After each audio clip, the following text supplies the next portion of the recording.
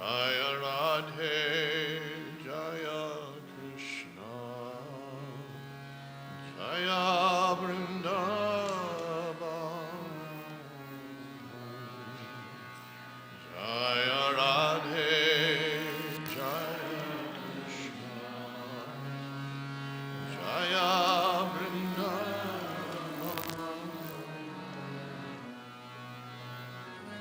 Sri Govinda Gopinath Madana Mohan,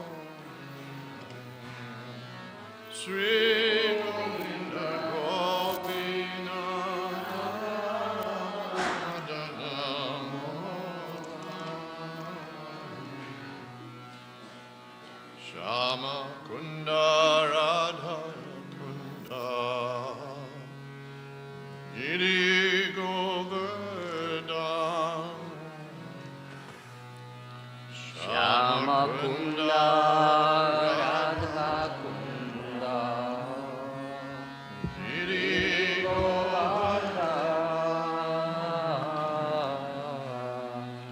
Shama Kunda Radha Kunda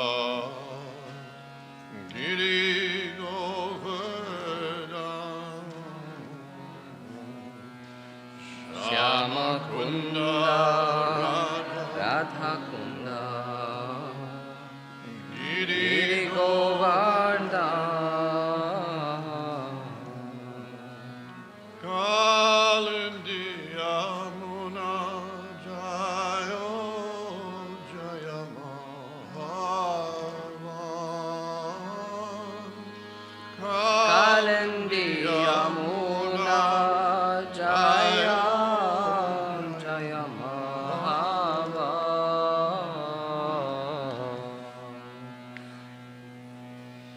Heshi Gata Vamsi Vata Hadasakana, Keshigata Vamsivata Dvadashakana, Heshi Gata Vamsi Vata Hadasakana, Keshigata Vamsivata Dvadashakana, Jasa Bolila Koilo Srinadana, Jasa Bolila Koilo Srinadana, Jasa Bolila Koilo Srinadana, Jasa Bolila Koilo Srinandananda, Hare Krishna, Hare Krishna, Krishna Krishna, Hare Hare, Hare Rama, Hare Rama, Rama Rama, Hare Hare, Hare Krishna, Hare Krishna, Krishna Krishna, Hare Hare, Hare Rama, Hare Rama, Rama Rama, Hare Hare, Hare Krishna, Hare Krishna, Krishna Krishna, Hare Hare, Hare Rama, Hare Rama, Rama Rama, Hare Hare, Hare Krishna, Hare Krishna, Krishna Krishna, Hare Hare, Hare Rama, Hare Rama, Rama Rama, Rama, Hare Hare. Hare Krishna, Hare Krishna, Krishna Krishna, Hare Hare, Hare Rama, Hare Rama, Rama Rama, Hare Hare, Hare Krishna, Hare Krishna, Krishna Krishna Krishna, Hare Hare Hare, Hare Rama, Hare Rama, Rama Rama, Hare Hare Hare Krishna, Hare Krishna, Krishna Krishna, Hare Hare, Hare Rama, Hare Rama, Rama Rama, Hare Hare, Hare Krishna, Hare Krishna, Krishna Krishna Krishna, Hare Hare, Hare Hare Rama, Rama, Hare Rama, Rama Rama, Rama, Hare Hare.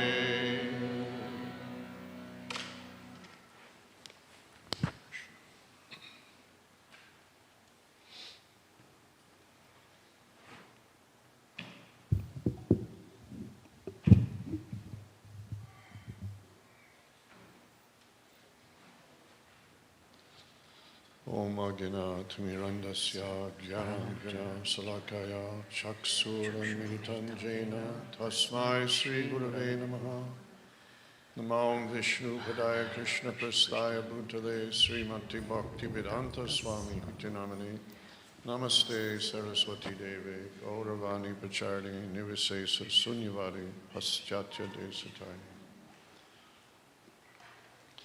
So I've been given a very difficult assignment today to speak to you about our spiritual master, Srila Prabhupada. Azt a nehéz feladatot kaptam ma estére, hogy beszéljek a lelkitanítóról, Srila Jiva Goswami writes that there are two very mysterious tattvas. Srila Jiva Goswami azt írja, hogy két nagyon misztikus tatva, vagy filozófiai igazság létezik. That is Shiva tattva and Guru tattva. Az egyik a Shiva tatva, a másik a Guru tatva. So, as with all things, Lord Krishna is not bound in any way. Azt tudjuk, hogy az Úr Krishna, ő semmilyen módon nincsen lekötöttség alatt, semmi se köti őt. But he is very attracted to loving relationships. De amihez nagyon vonzódik, azok a szeretetteljes kapcsolatok.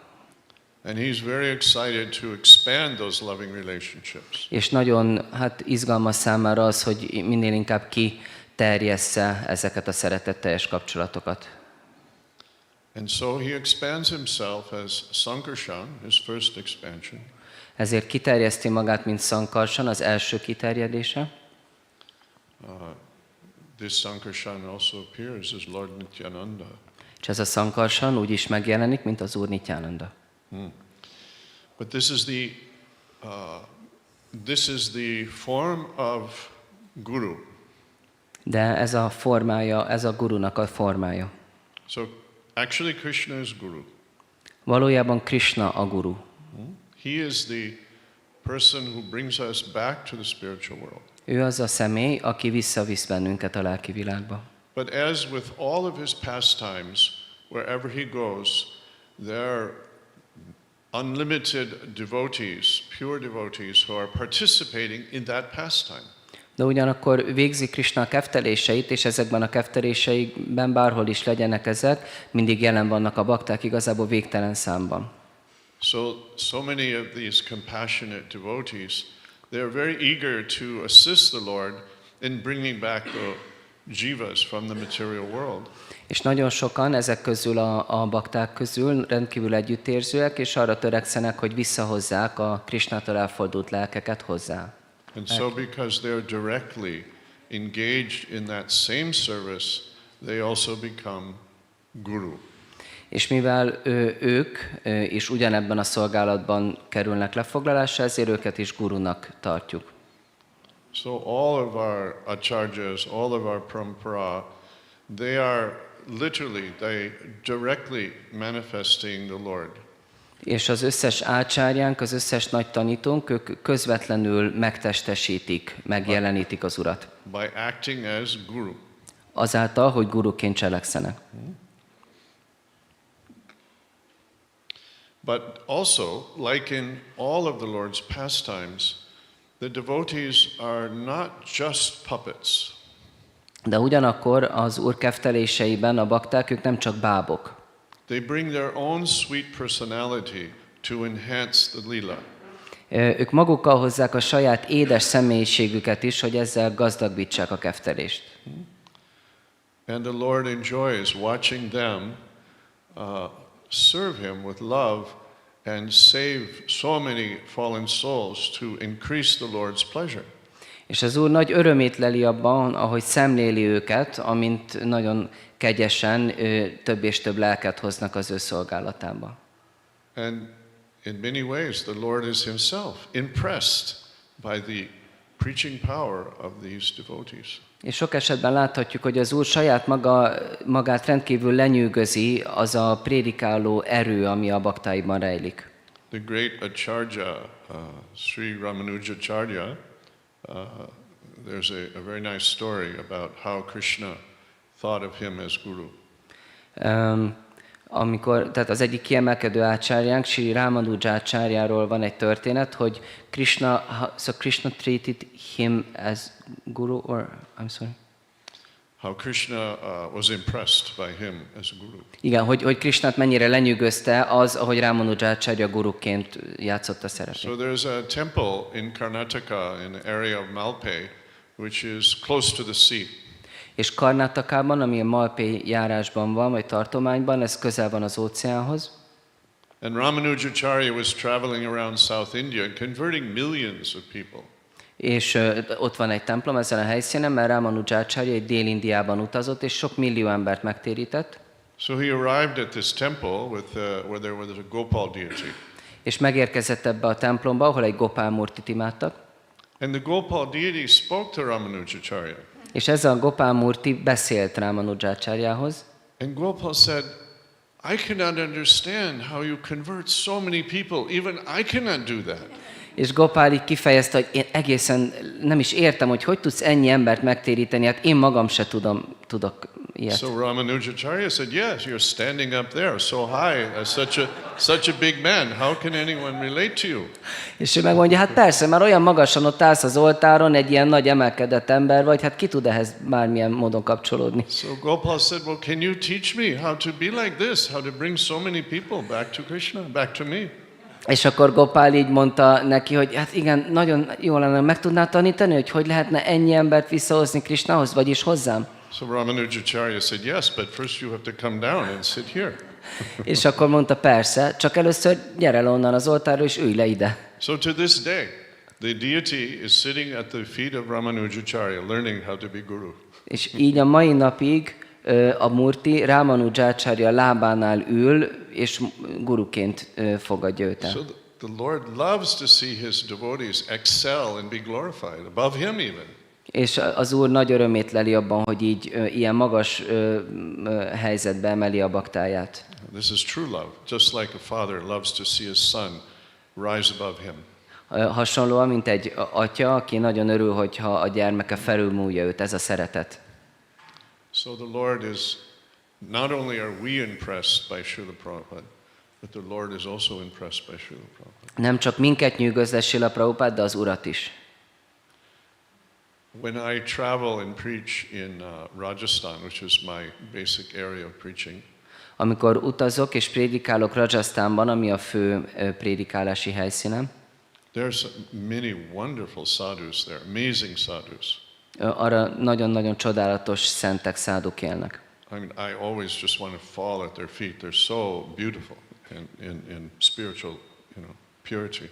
Mindig csak le akarok így esni a lótuszlábukhoz, mert olyan csodálatosak, annyira így ragyogó, lelki személyek. And my little group, become very close with a line called Ramanandis. They are a branch of Ramanujacharya. They're a branch of Sri Vaishnava. But in Rajasthan, they worship Sitaram.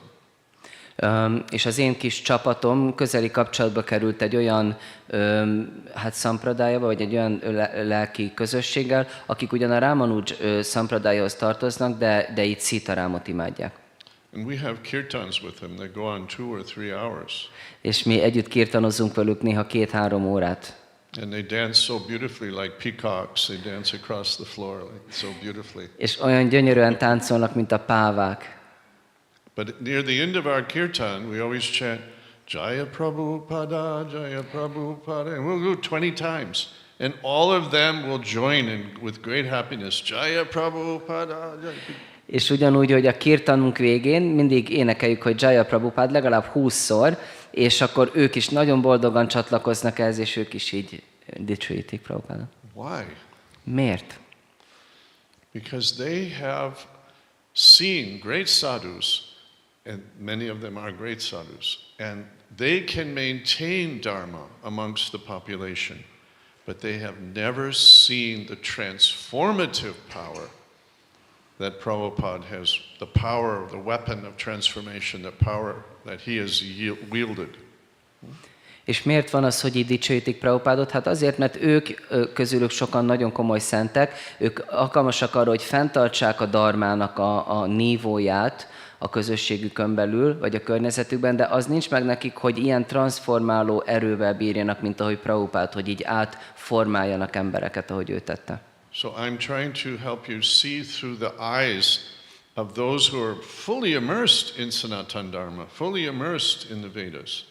Abban próbálok nektek segíteni, hogy azoknak a szemével láthassatok, akik teljes mértékben elmerülnek a Sanatana Dharmában.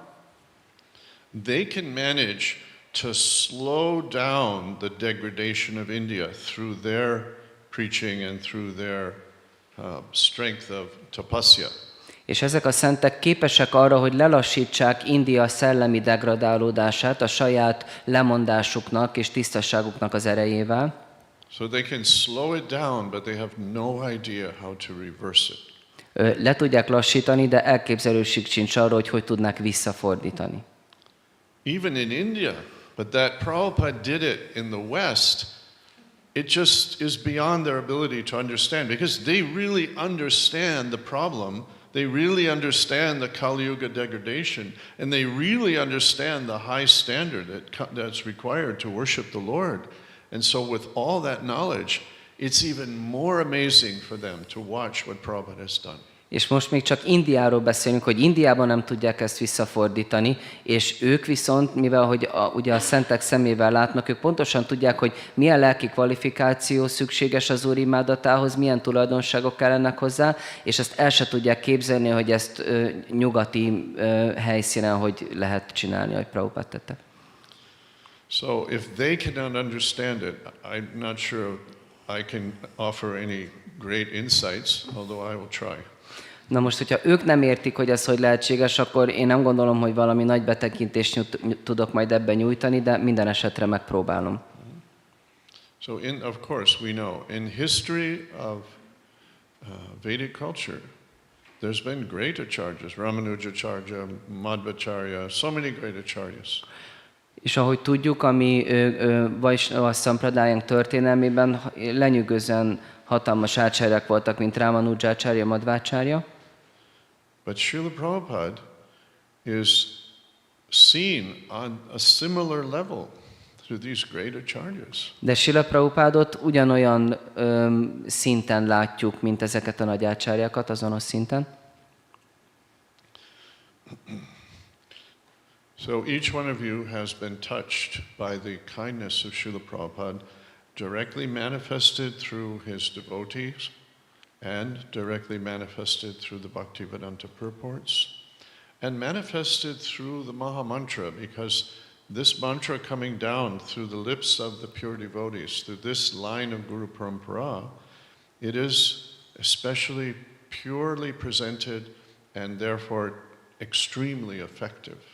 És mindannyiótokat, akik itt ültök, megérintett Srila Prabhupádnak a lenyűgöző kedvessége az ő baktáinak a formájában és az ő Bhaktivedanta magyarázatainak a formájában, és ugyanakkor a Hare Krishna Mahamantrának a formájában, mert a Hare Krishna Mahamantra a tiszta bakta lótuszhajkáról száll alá, így a tanítványi láncolatunk keresztül, és emiatt lenyűgöző lelki erővel bír. And we all, of course, know the story, how Srila Prabhupada took so much risk to come across the ocean to save us. És mindannyian ismerjük a történetet, hogy milyen hatalmas kockázatot vállalt Srila Prabhupád azáltal, hogy átkelt az óceánon, hogy megmentsen minket. But let me remind you that his traveling to America was a certain failure. It was extremely reckless. There was no chance that he could survive. De szeretnélek arra emlékeztetni titeket, hogy az ő Amerikába történő utazása az milyen elképesztő életveszélye, reckless? No logic can ever predict that he could succeed. Tehát, hogy semmilyen logikus magyarázat nem volt arra, hogy ő ezt bármilyen módon sikerre vigye. Even the lady who owned the ship, Sumati Moraji, she told him, Swamiji, you will die. És még a hajónak a tulajdonosa, Sumati Muraji is azt mondta, Swamiji, meg fogsz halni. At first she wouldn't give him the ticket, not because she couldn't afford to give the ticket, but she didn't want to be responsible for him dying. És először nem is adott neki jegyet a hajóra, nem azért, mert sajnálta tőle, hanem mert nem akart felelős lenni a haláláért. So of course we know his health itself was a challenge, just to live through that boat ride. És azt is tudjuk, hogy önmagában csak az egészsége is komoly kihívást jelentett, csak túlélni azt a hajóutat. So, you know, we should think carefully. What was that boat ride? A boat, it sounds very romantic, a boat ride. But this is a freighter boat. Have you ever been in a factory where there's no soundproofing and machines are grinding very loud? That's what it's like in a freighter boat. It's all steel walls and you hear the engine grinding all day and night. Szóval, hogy nagyon így romantikusan hangzik az, hogy hát egy ilyen kis hajóutazás, ez jól hangzik, de nem tudjátok elképzelni, hogy ez a fajta hajó, amivel ők átkelt az óceánt, ez gyakorlatilag olyan, mint egy gyár, ilyen acélfalai vannak, és éjjel-nappal lehet hallani a gépeknek a hangos morajlását. So just sitting in that room, there's no air conditioning, and you're hearing the loud grinding of the motor all day and night. It's itself an arduous experience. Önmagában csak az, hogy ő ott ült abban a szobában, vagy abban a kabinban, és akkor nincsen egyrészt légkondicionálás, másrészt hallja ezt a borzalmas erős hangot, morajlást, ez önmagában egy nagyon zavaró, vagy hát ilyen igen, zavaró helyzet. As you become older, you start understanding your vulnerability, especially as you age. You know that it's not very certain that I can tolerate difficulties. És ahogy az ember idősödik, akkor majd fogjátok tapasztalni, hogy az ember mennyivel jobban szembesül a saját sebezhetőségével, ő magában csak kényelmetlenségeknek a tolerálása is nagyon nehézzé válik. So, of course, then landing, he had no plan. He didn't know where he would go. You all know well. He said, I didn't know if I should turn left or right when he walked off the boat. És akkor a megérkezés, hát neki nem volt terve, fogalma se volt, hogy most mit csináljon. Ahogy mondta, nem is tudta, hogy jobbra induljon-e, vagy balra. He had $20 from selling his first set of Bhagavatams and 40 rupees. Volt $20 az első Bhagavatam szett eladásából, és 40 rupiája. So again, if any logical man analyzed the risks, the chances, he was certain to fail and die. Hogy bármilyen racionálisan gondolkodó ember elemzi ennek a kockázatát, akkor beláthatja, hogy ez egészen biztos a kudarc és a halál. But not only did he not die, but he lit life. He lit a torch of light in millions and millions of people. He brought life to us. De nem csak, hogy nem halt meg, hanem egy ilyen fáklyavivőként játszott szerepet milliók és milliók életébe, megmentette az életünket. This is actually a miracle. This is what defines a miracle. Ez valódi csoda, ez így definiáljuk a csodát. And all of us are all connected to Prabhupada. He may be your Param Guru, but there is no difference. He is our Guru. He is the Guru for everyone in this Kali Yuga, in this planet Earth. És Srila Prabhupád, ő mindannyiótok guruja, lehet, hogy a paramgurutok, de semmi különbség nincsen, mert ebben a korban, ezen a bolygón mindenkinek ő a guruja. And this is the mystery of Parampara, that even though we have our own gurus, we have our own Diksha gurus, our own Siksha gurus, because they are completely connected to Srila Prabhupada, we also remain completely connected. És ez a paramparának a misztériuma, hogy bár mindannyiunknak megvan a saját Diksha és Siksa gurunk, mégis, mivel ők teljes mértékben kapcsolódnak Prabhupádhoz, mi is teljes mértékben kapcsolódunk. Suppose I tell you that my name is Rockefeller, that I was born in the Rockefeller family. El kell, hogy mondjam nektek, hogy én egy Rockefeller vagyok, én a Rockefeller családban születtem. Does it matter to you if John D. Rockefeller was my grandfather, great-grandfather, or great-great-grandfather? I'm still a Rockefeller. Az nem számít, hogy nekem az eredeti Rockefeller, ő a nagyapám, vagy a nagyapám, de még mindig Rockefeller vagyok. So we are always under the shelter of Srila Prabhupada. És ugyanígy mi is mindannyian Srila Prabhupádnak a menedékében vagyunk. Those of you who is his Param Guru, you have the good fortune of having more care and attention from his very advanced devotees. És mivel, hogy ő a ti paramagurutok, ezért abban a szerencsés helyzetben van részetek, hogy még több gondoskodást és figyelmet kaptok az ő kedves baktájától. So what we are actually doing is we are joining a new family. We're taking a new birth and we're joining a new family. That family is the family of Vaishnavas, and we have so many wonderful fathers, grandfathers, great-grandfathers, great-great-grandfathers, so many great uncles, all spiritual and divine personalities. És amikor vajsnavákká válunk, akkor az történik velünk, hogy csatlakozunk egy új családnak a részévé válunk, és akkor annyi csodálatos nagybácsink és nagyapánk és nagynagyapánk lesz, az összes vajsnava ácsárja mind a családtagunká válik. And none of this would have been possible for any one of us except that Srila Prabhupada took a crazy risk. És az egyikünk számára se lett volna lehetséges, hogyha Srila Prabhupád nem vállalt volna egy őrült nagy kockázatot. But that insanity, that craziness was really just the manifestation of his absolute love for the Lord and willingness to do anything to try to please the Lord. És ez a tényleg eszement kockázat, amit Srila Prabhupád vállalt, ez semmi másban nem fakad, mint az ő Krishna iránti lenyűgöző szeretetéből, amely arra késztette, hogy bármit megtegyen az Úrért. So that's a little bit of the context of who is Srila Prabhupada, very little bit, but I'm trying to begin with a preface of who is this person in the big picture of history and the real reality, the spiritual reality. És akkor ez csak egy kis bevezetés, egy nagyon parányi töredéke annak, hogy Srila Prabhupádra hogyan tekintsünk így történelmi távlatból, vagy pedig általában így a transzcendens szemszögből az ő jelentőségéről mit tudhatunk.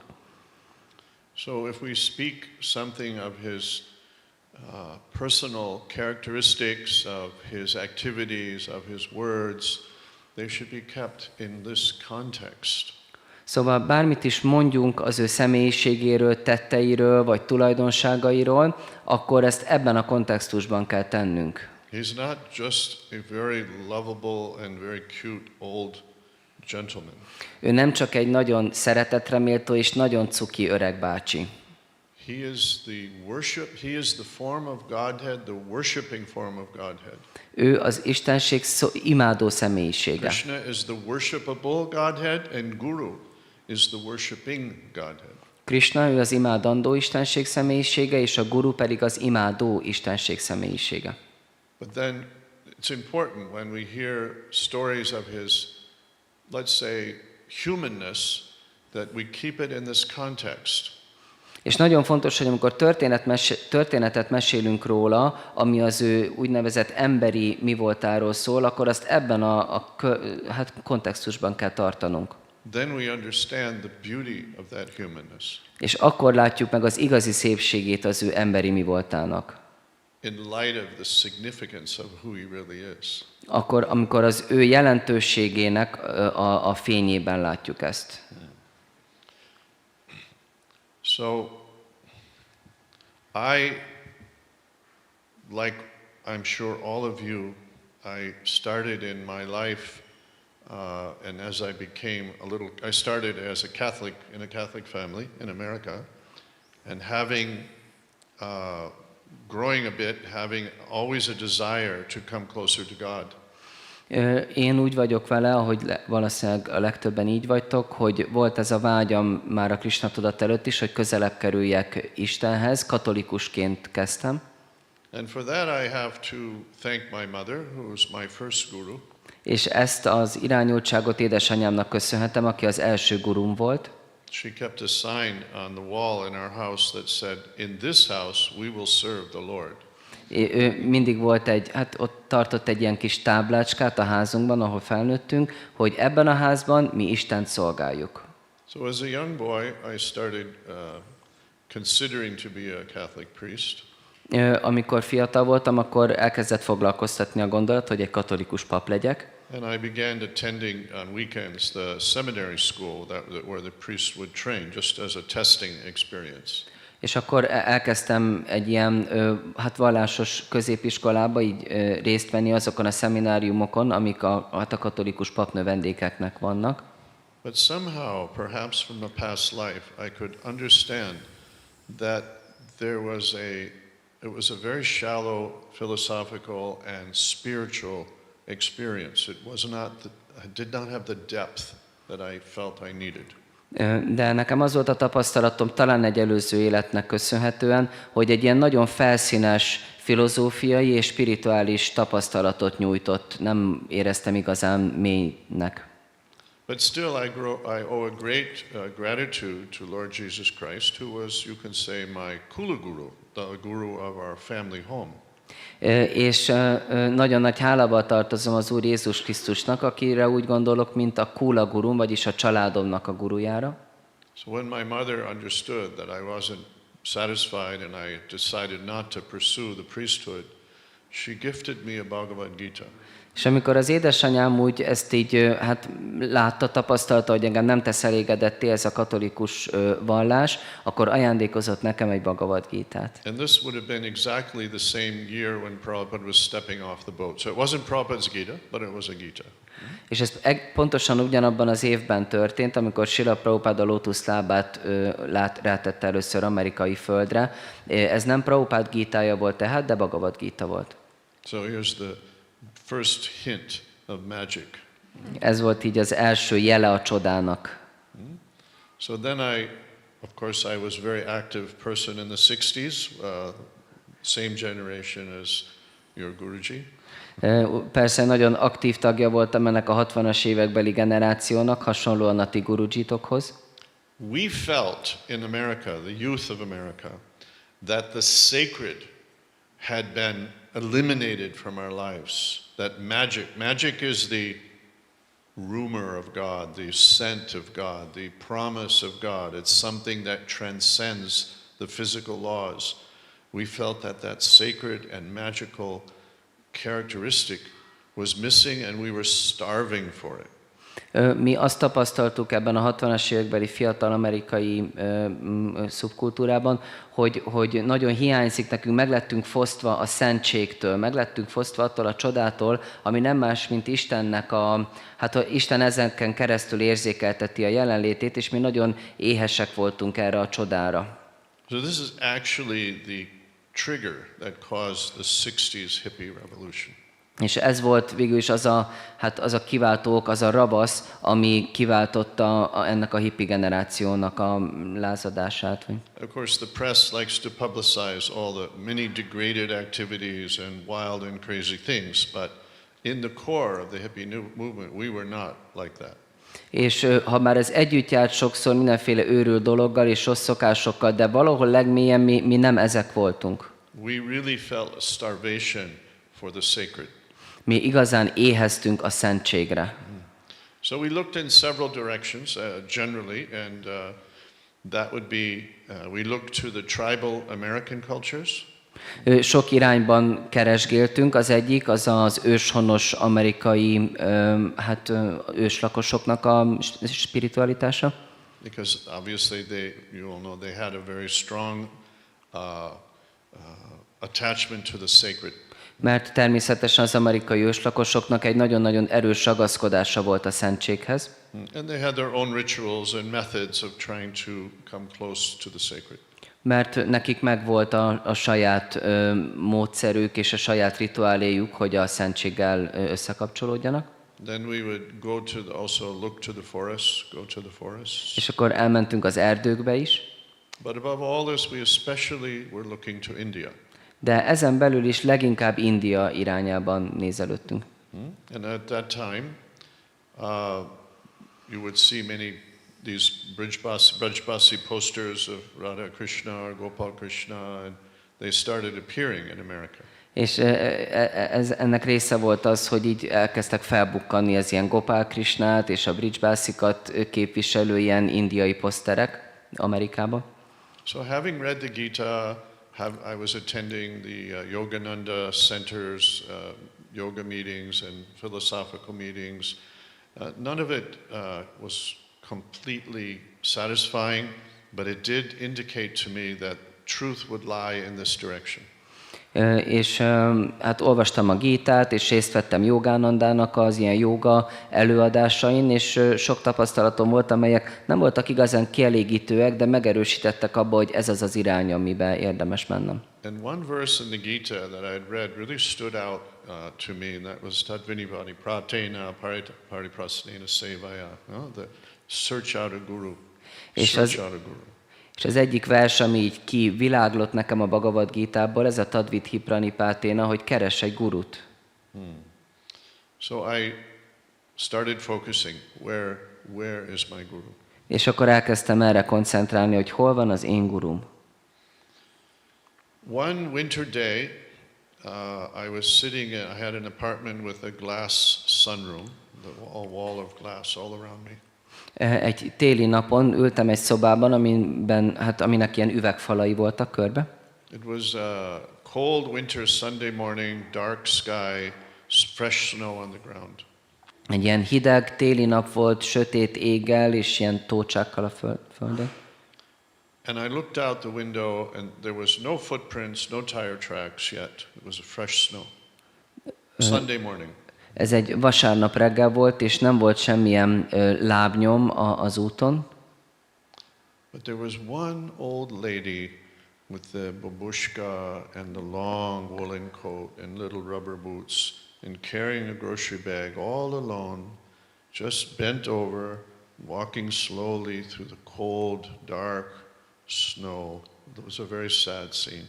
What did she have in her? Groceries, food bag, like from the shop. Shopping bag. Ja, shopping, ja. És ott volt láttam az ablakon át egy idős nénit a kis kendőcskéjében és hosszú ruhájában és ilyen gumipapucsában, és nagyon-nagyon szomorúan, nagyon lassan cipelte haza a bevásárlást. And I realized that she was just the dramatic representation of my soul going through this cold, dark universe all alone.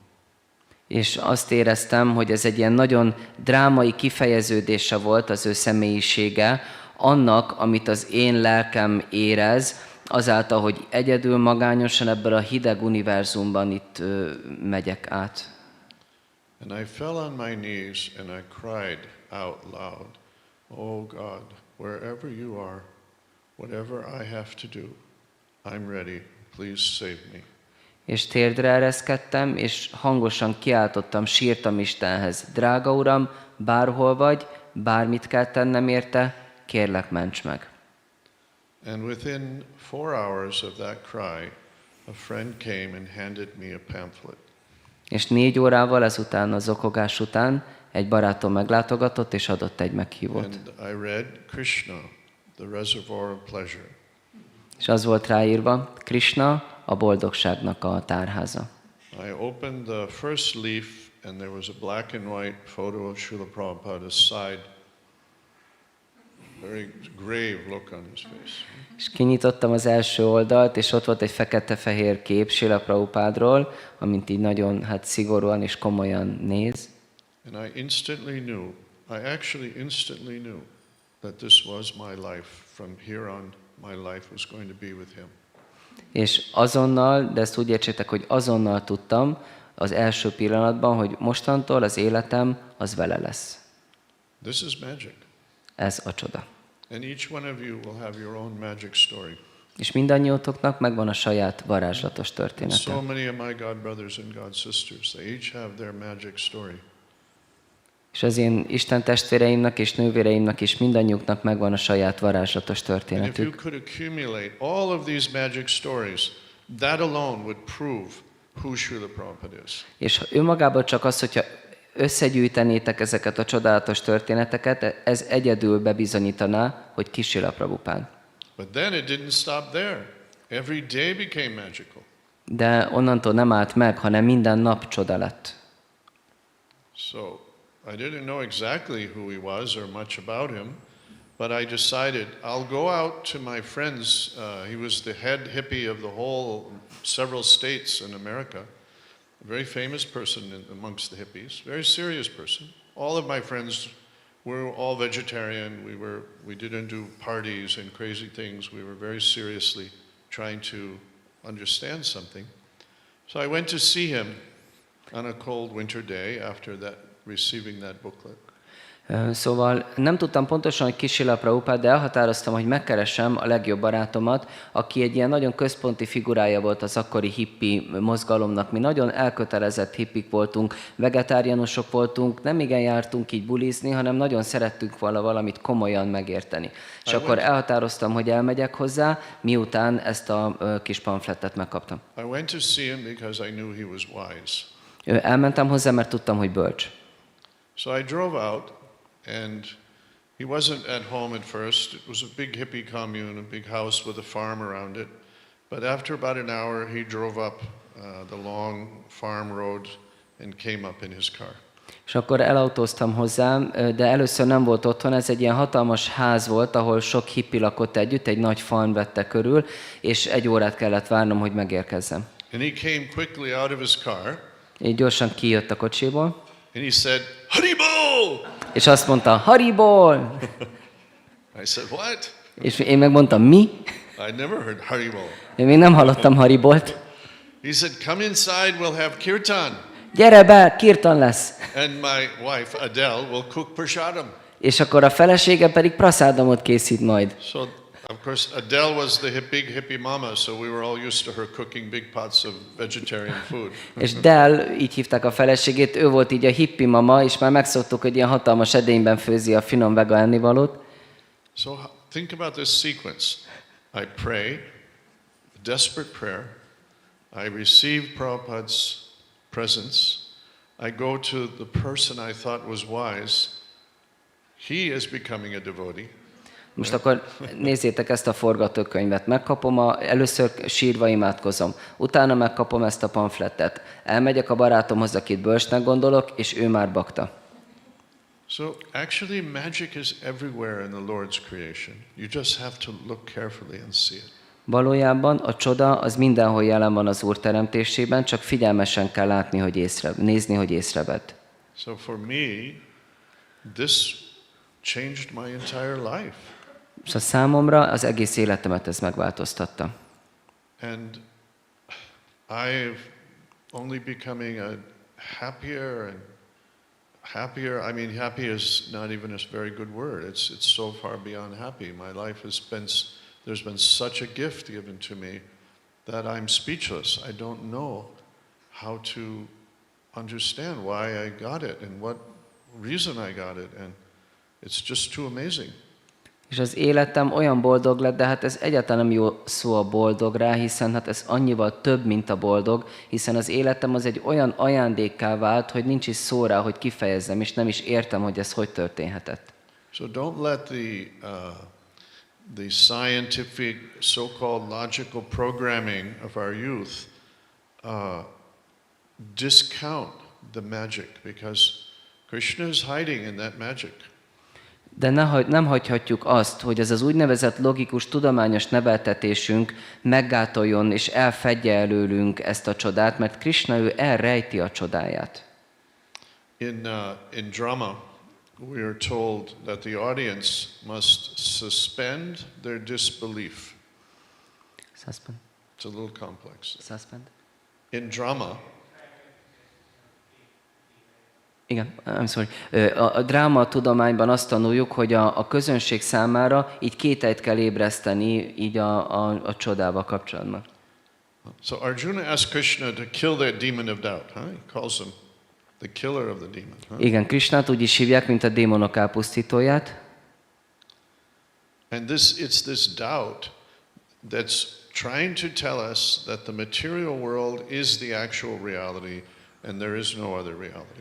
Igen, szóval, hogy ezt a kétséget ébreszti az illuzórikus energia a tudatunkban, hogy így kételkedünk benne, hogy igazából ez valóság, ez a világ. But when the jiva becomes so pained and so lonely in this world and calls out to Krishna, then actually he begins to guide his life step by step in very magical ways. Tehát igazából az van, hogy az anyagi energia meggyőz minket, hogy ez a valóság, de amikor a lélek már eleget szenved ebben az anyagi világban, akkor kiált Krishna után, hogy kiszabadulhasson ebből. So I'm supposed to talk about Srila Prabhupada, I think, as a person and his personal characteristics. Perhaps some of you would give me some guidance of what area you find of interest that I could try to explore with you. Szóval valójában arra kértek, hogy Srila Prabhupádnak a személyiségéről beszéljek, és talán valamelyikőtök adhatna nekem iránymutatást arra nézve, hogy melyik területéről beszéljek az ő személyiségének, vagy hogy hogyan közelítsem meg a témát. You're surprised to have that question asked of me. Most jól meglepett titeket ez a kérdés, erre nem számítottatok. Through your own personal relationship with him.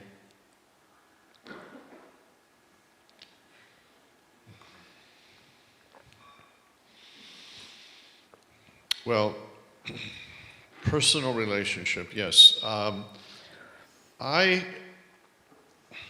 started to personally interact with Srila Prabhupada as a temple president starting in 1971. I joined in 69, and I was right away Sankirtan leader, vice president, but eventually I became, by 71, I was a temple president. And in those days, we directly communicated with Prabhupada. We had to report every single month, and he personally read every report and personally answered and talked about different aspects of our report. Nos, személyes kapcsolat. Én személyesen 1971-ben kerültem közvetlen kapcsolatba Prabhupáddal, bár 69-ben csatlakoztam először, és egyből Sankirtan vezető és templomvezető helyettes lettem elég hamar, de 1971-ben lettem valójában templomvezető. És ezekben az időkben mi közvetlen kapcsolatot ápoltunk Prabhupáddal, vagyis havonta küldtünk neki riportot, amit ő személyesen elolvasott és személyesen válaszolt rá. So this was Baltimore, which there was a preaching center before I went there, but it had closed. So you can say I basically started or restarted the Baltimore temple. Elmentem Baltimoreba, ahol korábban volt ugyan egy prédikáló központ, de az addigra bezárt, tehát gyakorlatilag én kezdtem, vagy újra kezdtem a baltimore-i templomot.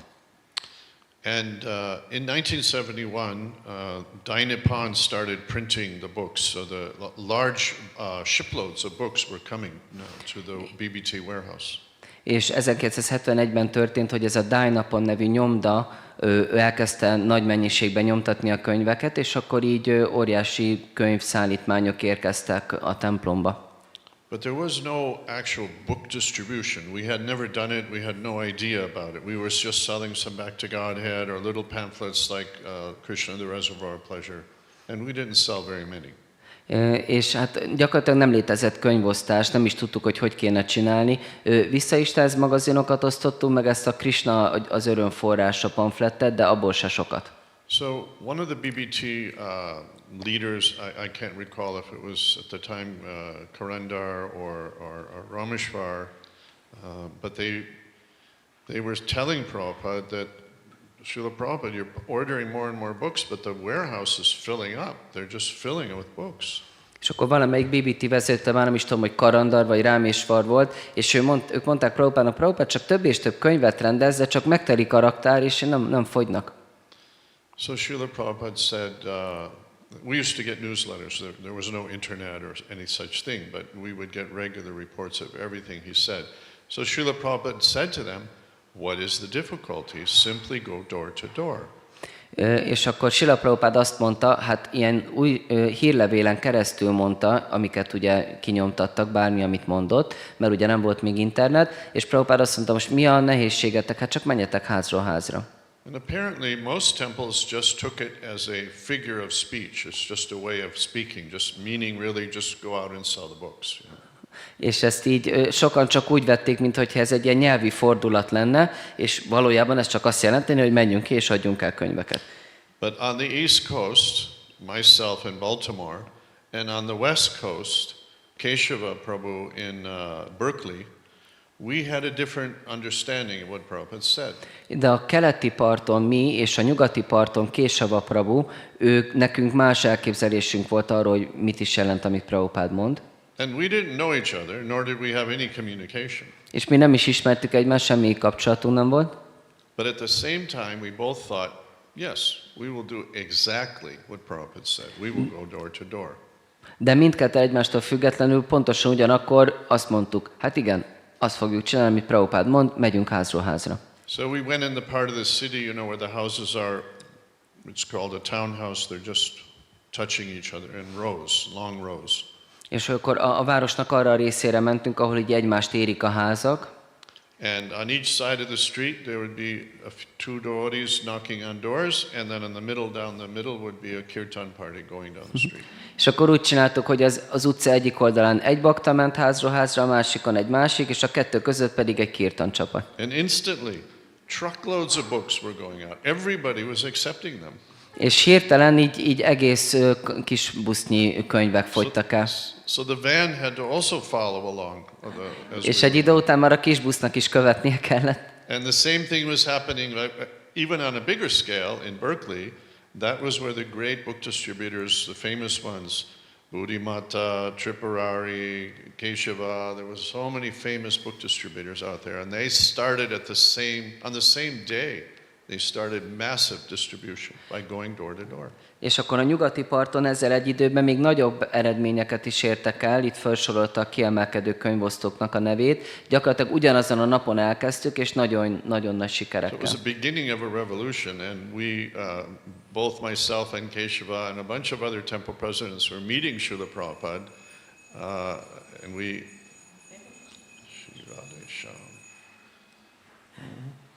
Tehát egy forradalom kezdődött gyakorlatilag, hogy ugye Keshava és én és más templomvezetők elkezdtünk találkozni Prabhupáddal. So Srila Prabhupada had given me my Janeo Brahmin thread. He had corresponded with me for some time as a temple president, but we all flew together after this book success to meet him. He was in America, and this was the first time he really acknowledged me. És persze már korábban Prabhupád megáldott a Brahmin zsinórral, és elfogadott engem, mint templomvezetőt, de ez volt az első alkalom, amikor mindig a vezetők együtt elrepültünk hozzá a könyvosztásra beszélni, amikor valójában úgy megismert engem, vagy tudomásul vett. So he was teasing the other temple president saying, he's beating you, he's beating you. Like És elkezdte így hát cukkolni a többi templomvezetőt. Látod, ő téged is legyőzött, téged is. So, because we were just like little children, he was using our competitive nature to inspire us to go out and do much more book distribution. Mert olyanok voltunk, mint a kis gyerekek, és akkor ezt a kis versengő természetünket használta arra, hogy így növelje a You know könyvosztályt. how little puppies, they all jump up on you and they want to get your attention? És tudod, mint a kis kutyusok, hogy mindegyik így fölugrál rád, és mindegyik a figyelmedre pályázik. So we were like that with Srila Prabhupada. Olyanok voltunk mi is Prabhupádnál. So it was so exciting that we could get his attention that we all went out, the whole country then went out and became on fire with book distribution. És annyira izgalmas volt, hogy így valóban felfigyelt ránk, és így az egész országban ilyen tűzvészként terjedt ez a könyvosztó láz. And of course your Guru Maharaj was a big part of that history. És persze a ti Guru Maharajot egy nagy fontos szereplője volt ennek a történelmi időszaknak. So it sounds a small thing, but for me it was extremely inspiring, and it again pushed my life forward in a much more clear direction of serving him. És ez egy kis dolognak tűnik, de engem nagyon-nagyon inspirált, és az egész életemre kihat máig ez az inspiráció.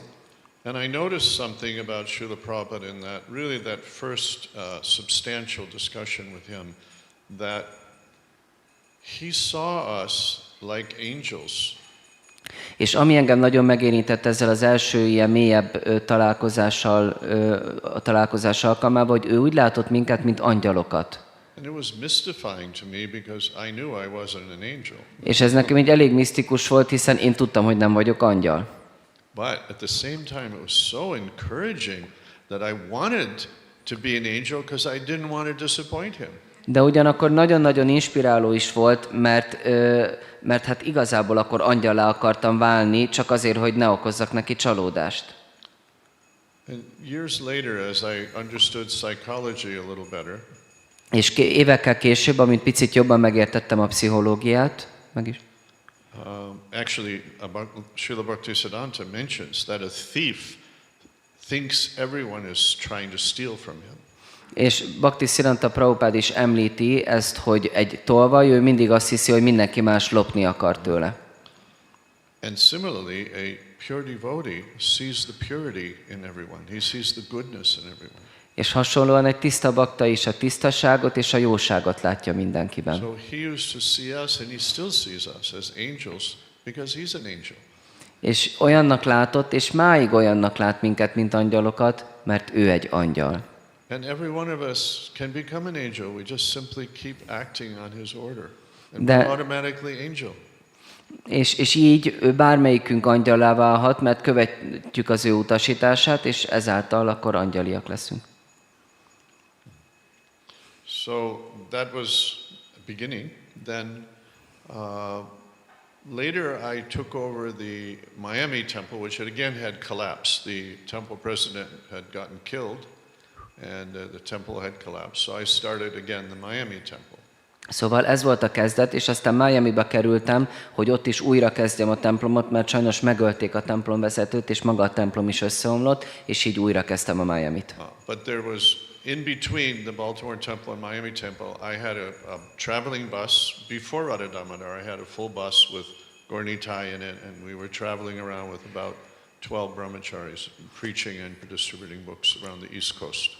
De a Baltimore és Miami között nekem volt egy ilyen utazó buszom, 12 brahmacharival és Gornitai Murtikkal, még a Radha-dhama csapat előtt. So in 1972, Srila Prabhupada came to New Vrindavan, and they gave some very famous lectures. A lot of temples, full temples, just all came to that festival at New Vrindavan. És 1972-ben Prabhupád eljött Új Vrindavanba, és egy nagyon történelmi leckét tartott, sok templomvezető eljött oda arra. And I came in the bus with our brahmacharis, and Prabhupada came on the bus. És eljöttem a buszommal, meg a brahmachariaimmal, és Prabhupád felszállt a buszra.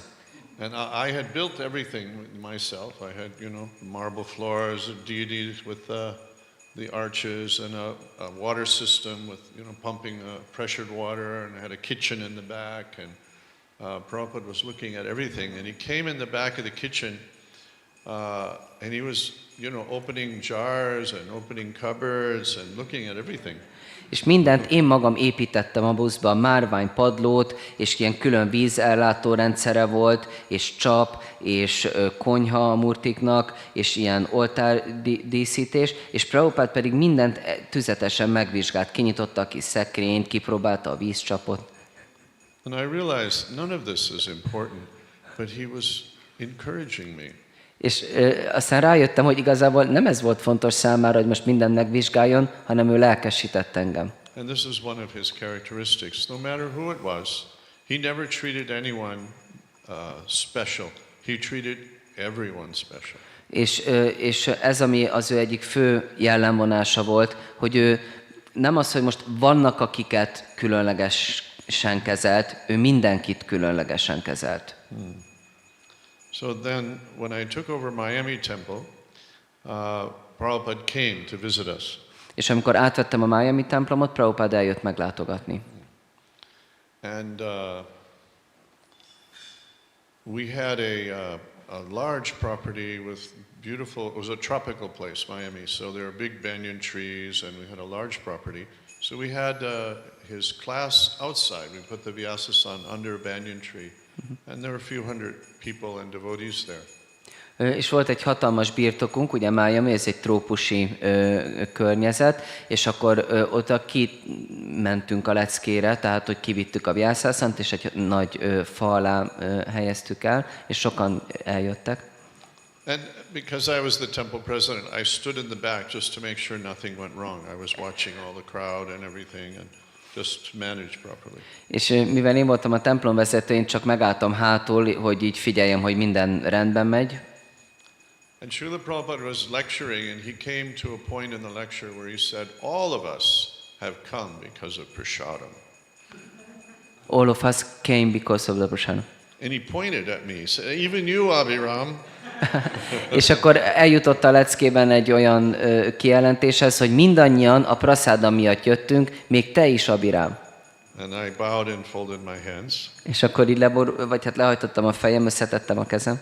But in my heart I thought, no, that's not why I came. És akkor, de a szívemben azt mondtam, nem, én nem ezért jöttem. I came because of you. Én miattad jöttem. I stayed for prasadam. Én maradtam, a prasádam miatt maradtam, az igaz? So, always magic around him, always joy, excitement, magic. He lit up the space. És tehát körülöttem mindenhol csak csoda volt, csak úgy ragyogott így föl, beragyogta az egész űrt maga körül. We felt so much hopefulness that suddenly life had become so promising when it had been just the opposite. És annyira ígéretes volt ez az egész, olyan csodálatos reménnyel töltött el minket, míg az anyagi világ az ellenkezője volt. So after some time, we purchased a new property in Miami. I bought a very beautiful property, and I went to Prabhupada and told him I wanted to buy this property, but I don't have enough money. So he immediately turned to BBT trustees and give him the money immediately.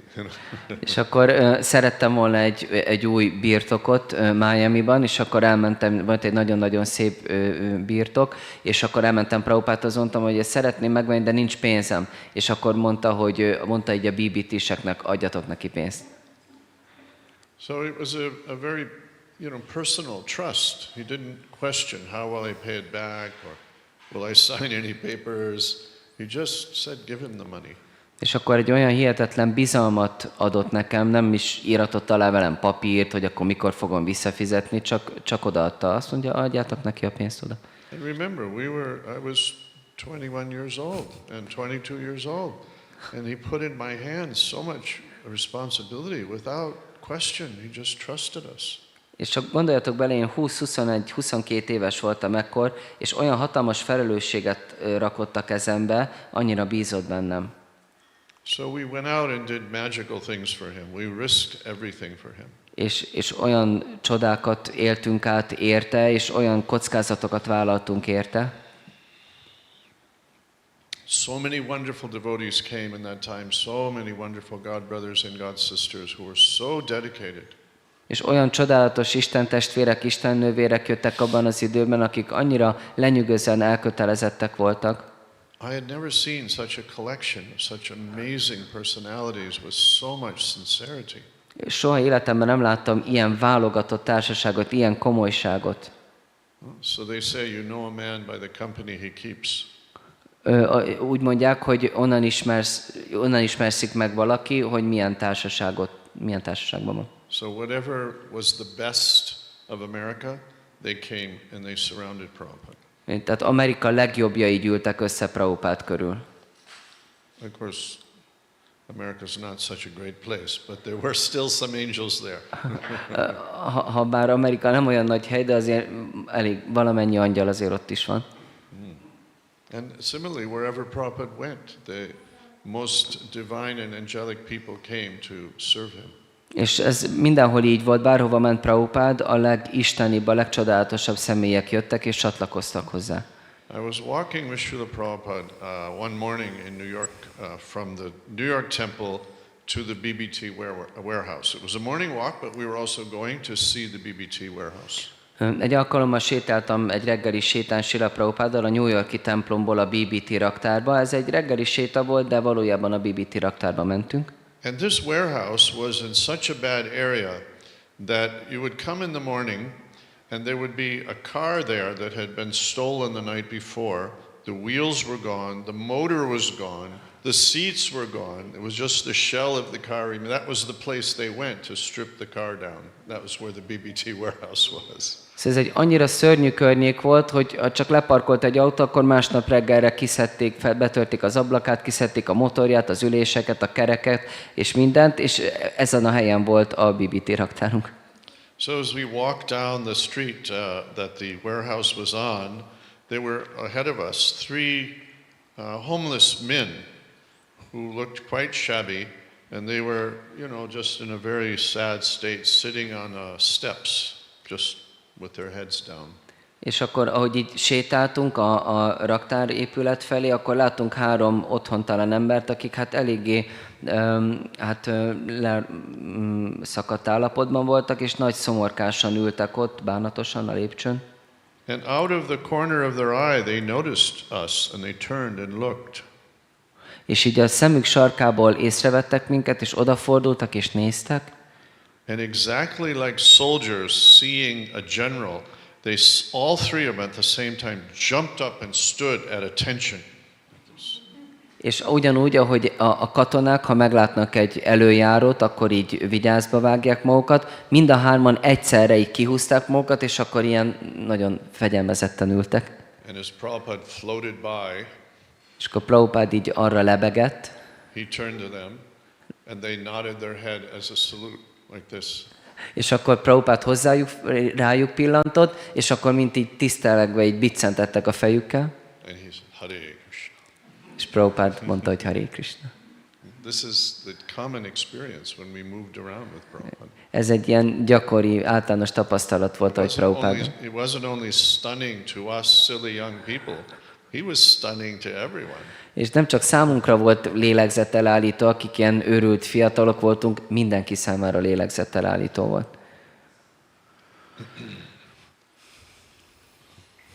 So after some time in Miami, we were quite successful. We were in the top 3 book distributors for the few years I was there.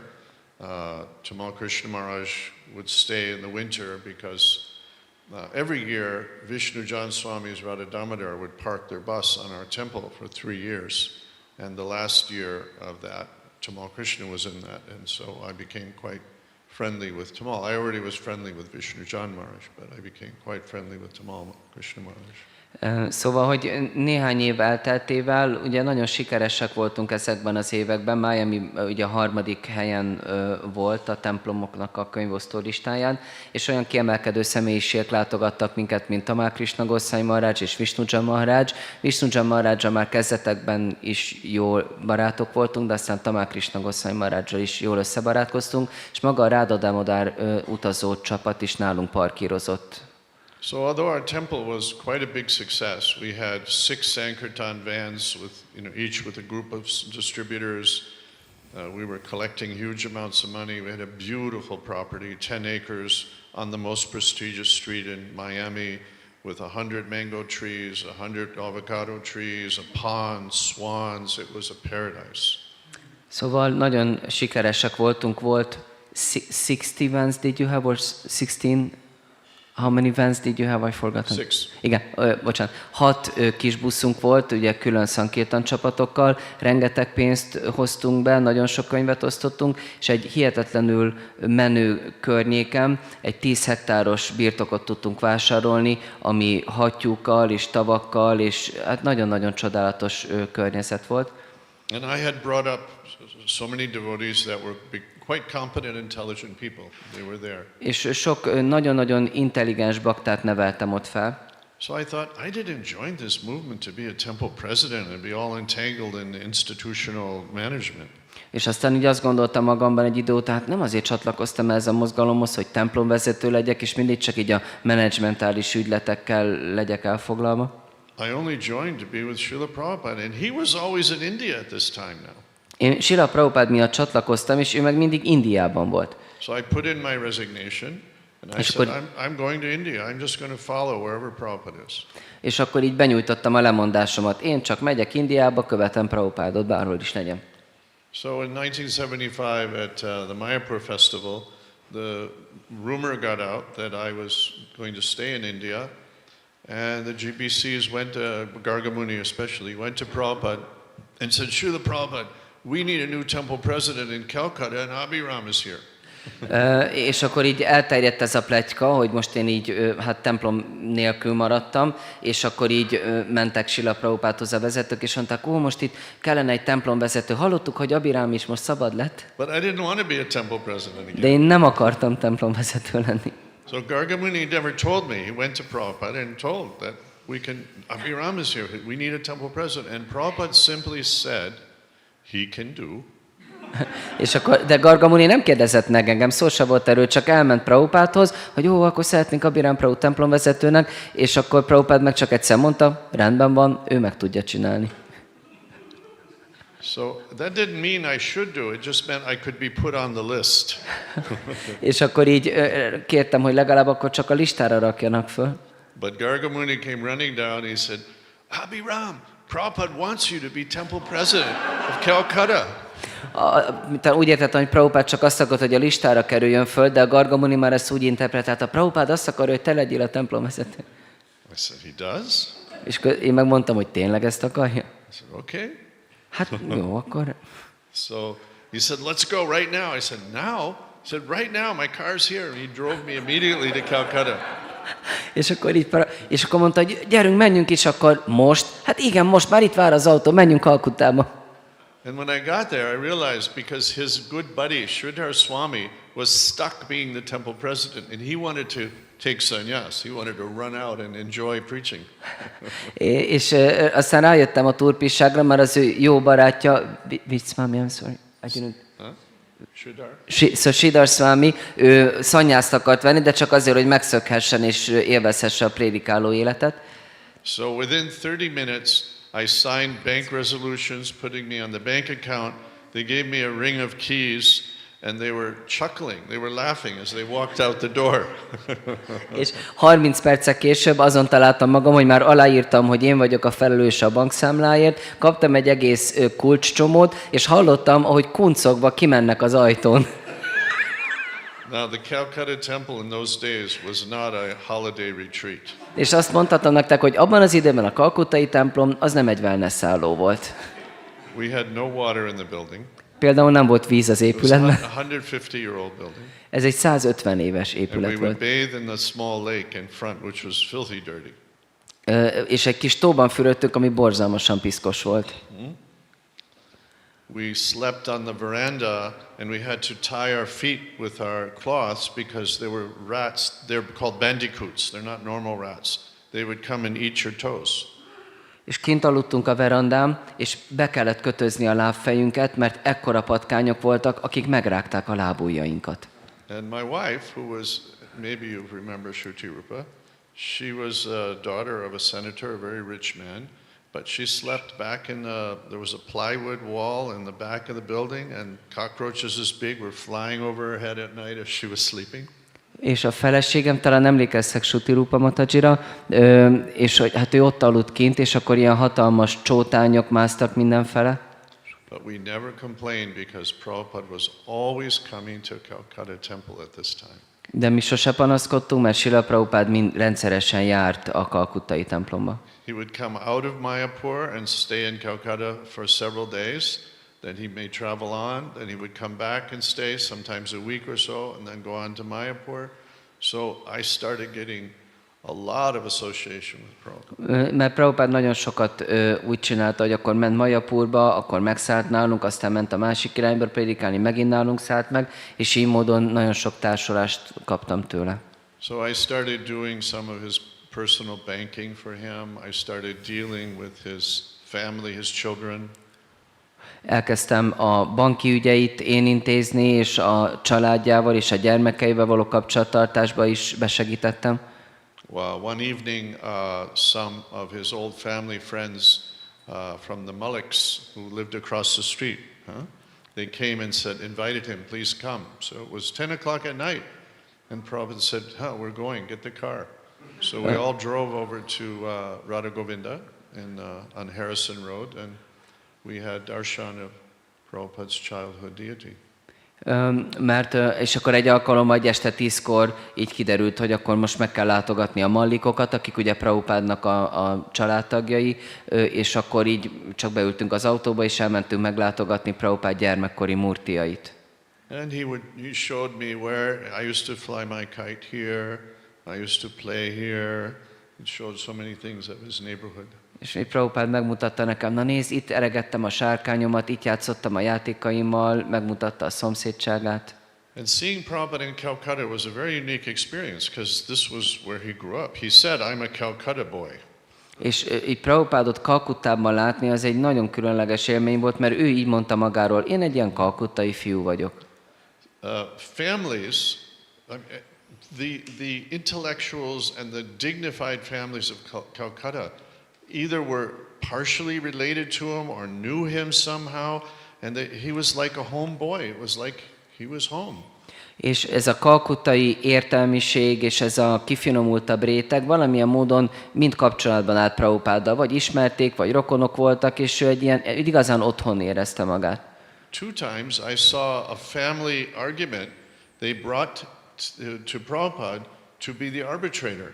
He would listen to both sides and he would give advice to both sides, because he was the elder. He was the, what do you call, the prodigal son, the son who's gone away, become a huge success and come back home. That's called the prodigal son.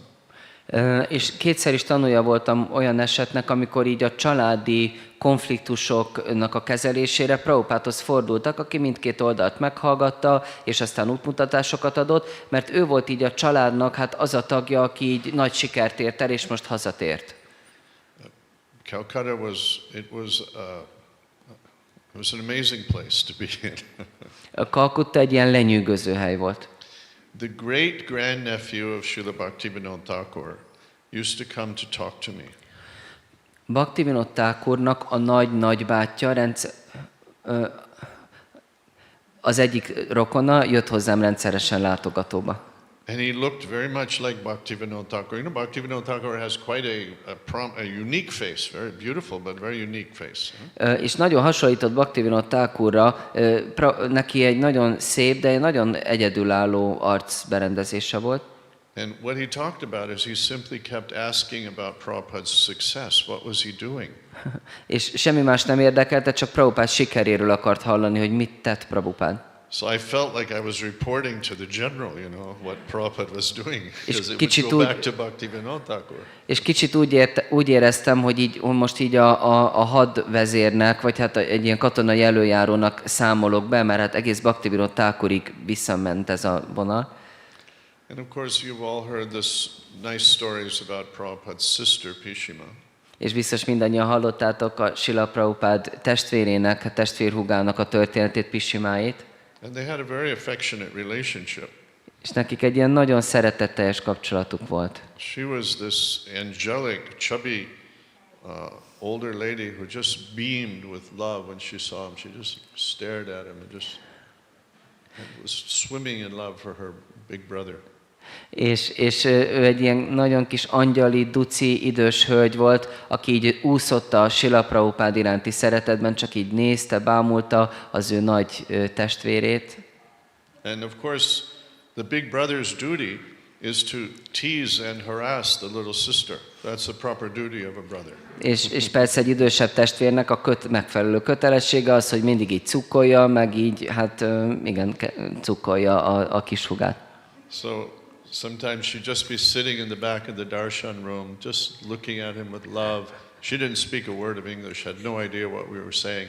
And Prabhupada would say, look at her, she's so fatty.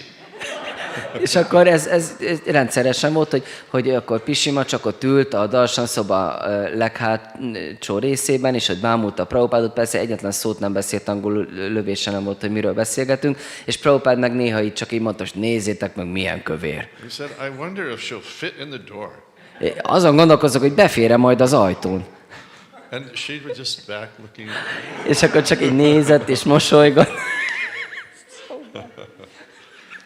And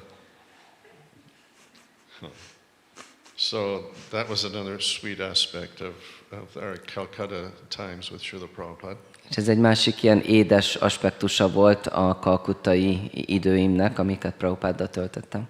And of course, we would also drive him to Mayapur. I would sometimes drive him, and we would stop at that mango grove halfway and have breakfast. So we would leave early and have breakfast. És ugye az is többször megadatott, hogy én vittem előtt Mayapurba, Kolkatából, és akkor félúton persze mindig megálltunk ebben a híres mangó ligetben, hogy ott reggelizünk. Korán kellett indulni, és ott reggeliztünk. Have you seen those pictures where he's having a picnic under these big trees? Láttátok olyan képet, amin úgy piknikezik a nagy fák alatt? And you see some ladies bent in the back, filling up the plates. That's my wife, Shruti Rupa. That was her. És akkor láthattatok egy képet, amin egy hölgy akkor ott szolgál, és szedi az ételt a tányérra, akkor ő az én feleségem, Shruti Rupa. As the Calcutta president, I inherited a business that Gargamuni had started called Spiritual Sky. És a kalkuttai prezidentként én megörököltem egy üzletet, amit Gargamuni kezdett el, aminek lelki ég, Spiritual Sky volt a neve. It made a little money for the temple. Csinált egy kis pénzt a templomnak. We were exporting hundreds of these beautiful madanga drums and dhotis and kartals and sringasans. We were exporting to the devotees all over the world. Mi exportáltuk a bakták számára a dótikat és midangákat és az ilyen szimhászanákat az egész világon mindenfele a baktáknak. And one of the devotees who lived outside, Indian devotee, he was a metallurgist by training. I'm sorry. Metallurgist, he knew metals, mixing metals and making metals. Igen. Science of metals. Az egyik bakta, aki indiai testben volt, neki az volt a hivatása, hogy így hát medálokat készített. And we were talking about Ötvös volt. Okay. Yeah. And so I had a discussion with him about how kartals should be properly made. És volt egyszer egy beszélgetésem vele arról, hogy hogyan kell helyesen karatalt készíteni. Actually, we call them kartal. The actual name is manjira. Mert mi karatalnak hívjuk, de ez a neve How to pronounce? Manjira. Manjira, ez a hivatalos nevük, Manjira. So he told me, the way they make them now, it's nothing like it's supposed to be. You know, the old how the metals are mixed, a certain combination of metals, and then the kartal has to be hammered. When it's white hot, it's folded and hammered, folded and hammered, folded 100 times until the molecules are so stretched and tense, right? So that when you just touch them, they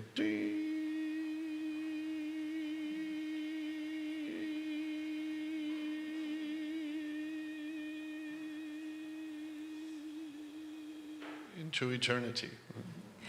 És elmagyarázta nekem azt, hogy hát ahogy most csinálják a karatalt, az már nem a megfelelő dolog, mert eredetileg ezt úgy kell csinálni, hogy van egy leírás róla, hogy milyen fajta fémeket és hogyan kell ötvözni őket, és aztán nagyon sokszor, több százszor, még amikor nem is ilyen vörösen izzó, hanem fehéren izzó állapotban kell kalapáccsal verni, több százszor így kilapítva azt, egészen addig, amíg a molekulák olyan módon nem kapcsolódnak össze egymással, hogy amikor csak egy picit összeérinted, akkor ilyen csodálatos hangot ad, és nagyon sokáig az örökké valóságig cseng. You may not have seen such kartals.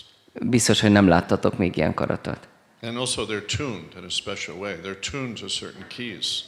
And the two kartals, they're not tuned to the same key. They have a contrasting key. És amíg a hangolások is jelentőségteljes, mert nem ugyanolyanra vannak hangolva, tehát egy megfelelő módon csengenek egymáshoz képest. So I said, we must make these kartals for Prabhupada. És akkor én azt mondtam, na pont ilyen karatalt kell csinálnunk Prabhupádnak. We made 6. Csináltunk 6-ot. So Prabhupada, I didn't mention anything to anyone, certainly not to Prabhupada. He wasn't there, he was at Mayapur. After we finished making them, he came from Mayapur as he normally did in the morning at the time of greeting of the deity. Nem mondtunk senkinek semmit, csak titokban csináltunk 6 pár ilyen karatalt. És Prabhupád megérkezett, és normális időben, amikor a Murti üdvözlés volt. So the Govinda prayers, Jamuna singing, Prabhupada doing the dandavats to Radha Govinda at Calcutta temple, then walking to the back and sitting on his Vyasasana. És akkor, ahogy mindig szokott, meghallgattuk a Govinda éneket, és Prabhupád akkor hódolatot ajánlott a Radha Govindának, és aztán hátra sétált, és leült a Vyasasana. And he turned to me on his side and he put his hands out for the kartals. És akkor odafordult hozzám, és kinyújtotta a kezét a karatalért. He took them. Jaya Radha Madhava. És akkor megfogta, és elkezdte énekelni. And then at the end, Jaya Vishnupad Paramahansa. És aztán a végén a Premadvánit. Then he turned to me and he said, who has made these kartals? Hozzám fordult, és kérdezte, ki készítette ezeket a karatálákat. Fölemeltem a kezem, én. He said, first class. Első osztályú. So sensitive. Annyira kifinomult volt a hallás. And so aware of everything. És olyan tudatos mindenről. And of course you've heard that just like this crowd sitting, every one of you would feel that he was talking to you. És ahogy most is, így ahogy ültök, akkor mindannyian azt érezhettétek, hogy hozzátok beszél. The reason for that is because actually that's what he was doing. És ennek az volt az oka, hogy valójában ezt tette. He didn't see a crowd. He saw each and every one of us. Ő nem egy tömeget látott, hanem mindannyiunkat egyesével. And that understanding who was in the crowd guided his words. És az a megértése, hogy ki ül ott előtte, akkor az vezette őt arra, hogy mit mondjon.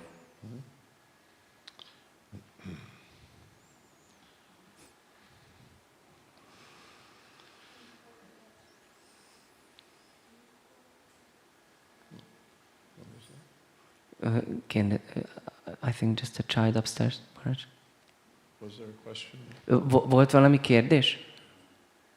No. So, I mean, you asked a pretty big question, my personal relation, but it goes on for 53 years. I don't how much time you have tonight. Mert mondhatjuk, hogy egy elég nagy kérdést tett fel Shamju Mataji, ugye az ő személyes kapcsolatát kérdezte Prabhupádon, ami most már 53 éve tart, nem tudom mennyi időtök van. So that was just the very early days. The interactions get greatly intensified as I go forward in my journey with Prabhupada. Greatly intensified.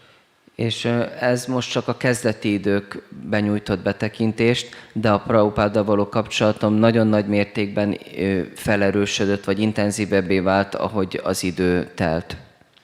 So, of course, I had only come to India to be with Prabhupada, so as Shruti Rupa began to start traveling and cooking for him, I started traveling with him just because I was the temple president and I had the badge. I could go, I could use my badge as temple president to follow along. És persze én csak azért mentem Indiába, hogy Prabhupáddal lehessek, és egy idő után a feleségem Sütirupa Mataji, ő elkezdett utazni Prabhupáddal és főzni neki, és mivel én voltam a templom prezident, akkor volt ez a jelvényem, és így bárhova végül is mehettem én is vele. In the Calcutta temple, before I go into any other eras, I'll finish a little more of the Calcutta experience. És még mielőtt belemennék részletesebben más területekbe, akkor még egy picit befejezném, vagy a végére jutnék a kalkuttai élményeimnek.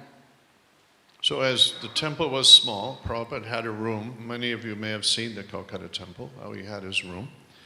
And I was, as a president, of course, I'm always going in to check on him, see how he is, just to see him. And so there was a lot of in and out. And one day I was sitting on the floor in his room. Of course, that would be the only place I would sit. And he had gone into the bathroom. Szóval egy alkalommal, hát ugye ez egy picike templom volt, Prabhupádnak volt egy szobája, lehet, hogy már többen jártatok ott közületek, és egy alkalommal bementem hozzá, mindenféle ürüggyel, csak hogy megnézem, hogy van, vagy hogy csak úgy, hogy láthassam, és bementem, és akkor éppen ment be a fürdőszobába. And he had no shirt on, just his lungi. És nem volt rajta ing, hanem csak a longia. And so going in the bathroom, he had his janeo, which we call sacred thread. It was wrapped around his ear twice because he was a little short and the janeo was a little long, so he would have to wrap it twice to lift it up, when you went to the bathroom, no? That's part of the proper etiquette when you wear a thread. You don't keep it low, you keep it high when you go in the bathroom.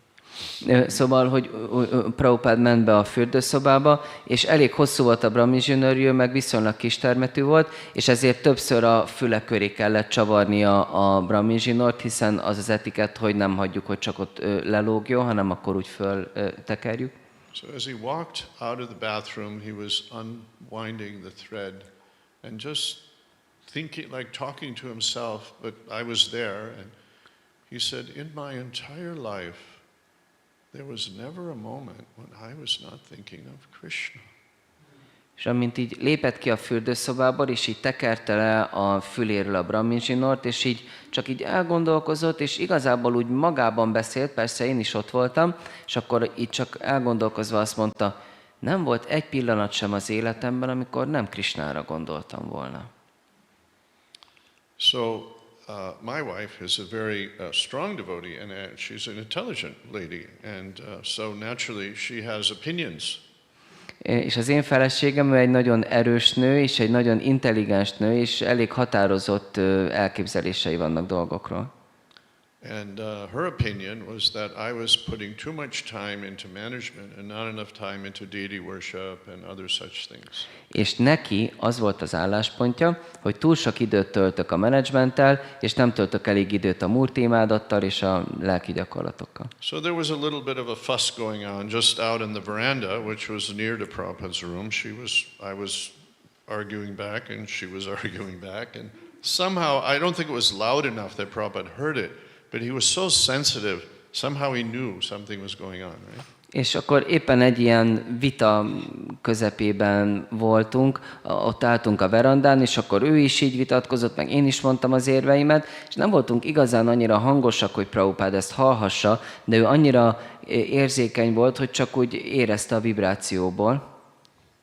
But, I also am a stubborn person, so she got a little angry and she walked out of the temple. She had heavy wooden bottom sandals, and the old wooden stairway with the sandals hitting them made quite a loud drum noise as she stamped out of the room, out of the temple room.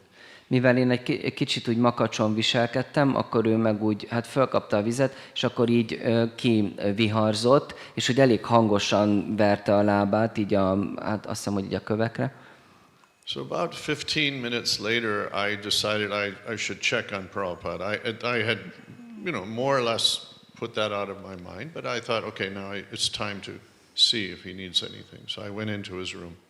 És hogy kb. 15 perccel később ezt úgy próbáltam kirakni az elmémből ezt az egész konfliktust, és gondoltam, na most ideje, hogy megnézem, hogy mi újság Prabhupáddal, bementem.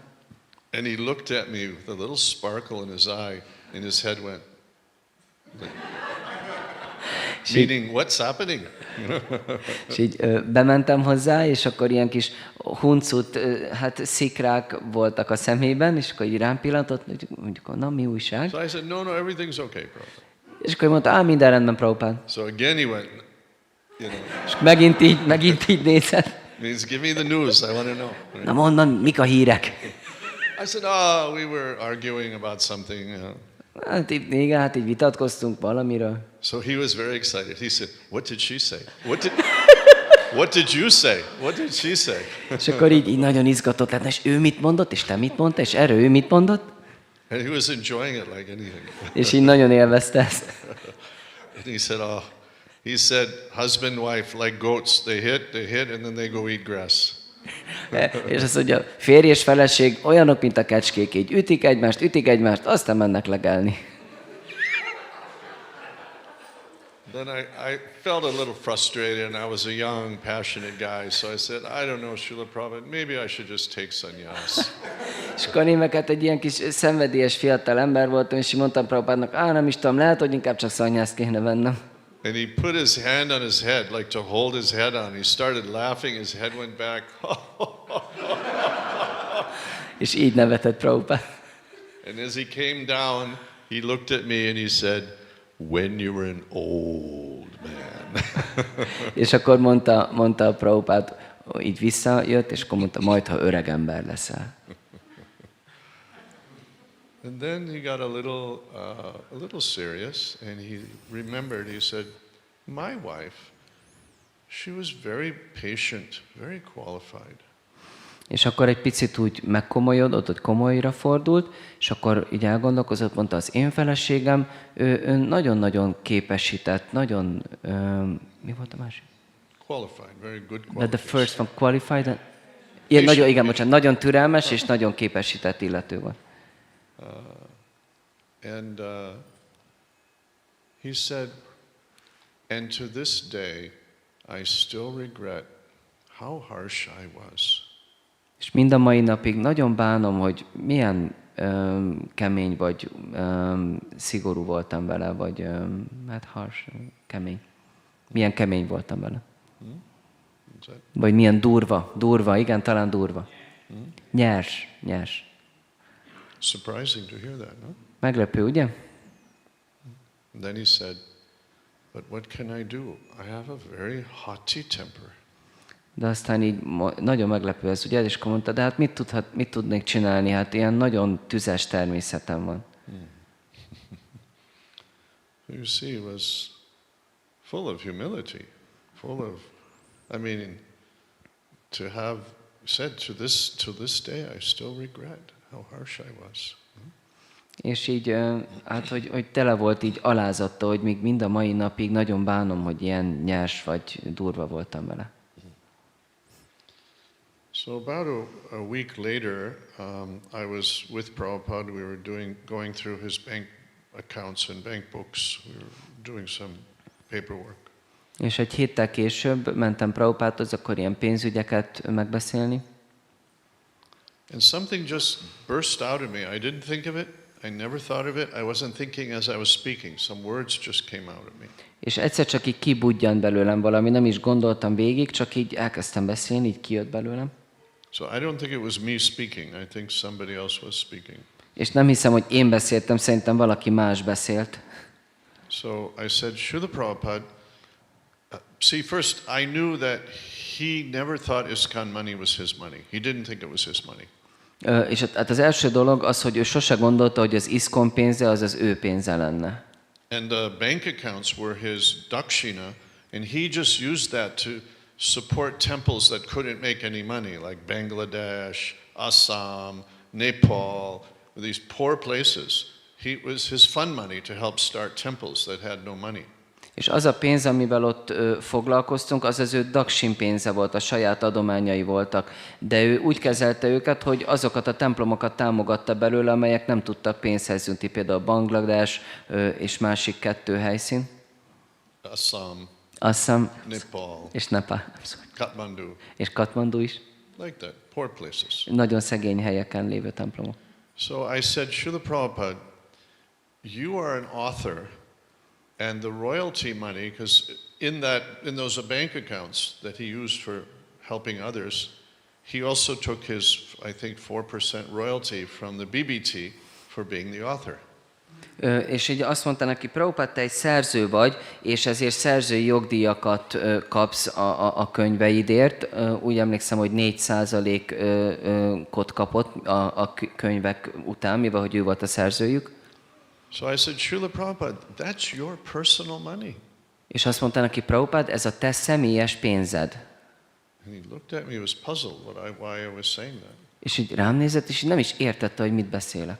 So I said, Srila Prabhupada, if you want, you could leave something for, because he by now was talking about dying. So if you want, you can leave something for your children. És akkor azt mondtam, hogy hogyha úgy szeretnéd, akkor hagyományozhatsz valamennyit a saját gyermekeidre is. So Prabhupada asked me, how much should I leave? És akkor kérdezte Prabhupada, és mennyit kéne rájuk hagynom? See? So I said, well, Srila Prabhupada, that depends on what is your objective. Hát Srila Prabhupád, ez azon múlik, hogy neked mi az álláspontod. So he thought for a moment and he said, I simply want that they should not starve. Én csak azt szeretném, hogy ne kelljen éhezniük. So he said, how much is that? És akkor így kérdezte, hát az körülbelül mennyi lenne? Well, I was managing in India and I had some idea of the cost of living and things. Én ott voltam menedzser Indiában, volt elképzelésem róla, hogy mennyibe kerül ott az élet. So when he said that they should not starve, that's basically lower middle class. Lower middle class means they don't fear starving, but they have no luxuries at all. Ez az, hogy ne éhezzen, az körülbelül az alsó középosztályt jelenti, így lefordítva, ami azt jelenti, hogy nem kell aggódniuk a megélhetés miatt, de semmi luxussal nincs pénzük. So I told him a number, how much I thought it should be for each of the children. És akkor mondtam neki egy számot, hogy körülbelül mennyit jelentene ez így minden gyerekre egyénenként. Monthly. Havonta. Prabhupada nodded, and meaning he would take it into consideration. És akkor Prabhupád így bólintott, ami azt jelentette, hogy megfontolás tárgyává teszi. And the next day he was with Tamal Krishna Goswami, and he said, Abhirama has said like this, what is your opinion? És aztán a következő nap Tamal Krishna Goswamival tárgyalta az ügyet, azt mondta, Abhirama ezt mondta, neked mi az álláspontod? And Tamal, of course, very quickly agreed and said, this is a very good idea. És Goswami Maharaj persze azonnal egyetértett, azt mondta, remek ötlet. And so that number was the number that was set in his will for the children. És ez a szám lett az a szám, és ez így rögzítésre került a végrendeletében. There were 2 sons living and 1 daughter, Bhaktilata. 2 fia élt, és egy lánya Bhaktilata. There was Vrindavan, 1 boy, and Madan Mohan, the eldest surviving child. Vrindában volt az egyik, és Madan Mohan a másik fiú, aki élt még. But many of you may not know that he had another child. He had a son, the first son, who had become mad, insane. Tudjátok vagy nem, de volt neki egy harmadik fia is, az első fia, aki hát sajnos megőrült. I just didn't want to say megőrült. I think this is maybe not commonly known. I don't know. Lehet, hogy ez nem általánosan ismert. And it was very heartbreaking for Prabhupada. He was a young householder. This was his first son, first child. And he took him to various British hospitals hoping to find something to help him. És ez összetörte Prabhupád szívét, ő egy fiatal házas ember volt, és akkor ilyen rossz állapotba került a fia, vitte őket a legjobb angol kórházakba, hogy segítsenek rajta. It's one of the saddest things to have a child suffering mental illness. Talán ez a legszomorúbb dolog az életben, hogy egy olyan gyermeked van, aki mentális betegséggel küzd. And one day the child just disappeared. He obviously just walked out of the house into the city of Calcutta, and they never found him again. És egy nap a fiú csak így kisétált a házból, és elkóborolt Kalkuttában, és soha többé nem találták meg. And of course it was heartbreaking for Prabhupada. És persze ez összetörte Prabhupád szívét. So, like us, he had tragedies. Ahogy nekünk is, neki is voltak tragédiái. See, if Krishna had come himself to demonstrate how to be a devotee, we would say, well, you know, okay, but you're Krishna. I'm not Krishna, right? Mert még amellett, hogy Krishna maga jött el, hogy bemutassa, hogy milyen egy igazi bakta, de neki azt mondhatjuk, hát oké, de te Krishna vagy, én meg nem vagyok Krishna. But Prabhupada was a jiva soul like us. De Prabhupád, ő egy jiva lélek volt, mint mi. He had tragedies, he had difficulties in life. Voltak tragédiák az életében, voltak nehézségei. And he was a very tender-hearted gentleman from Calcutta. In those days, they were very, very cultured, gentle people.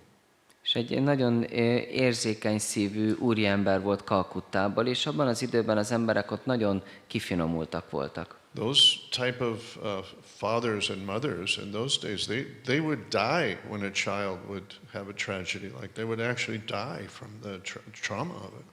És azok az anyák és apák, akik ők voltak, valójában belehaltak, hogyha a gyermekükkel történt valami. Igazából meghaltak bele.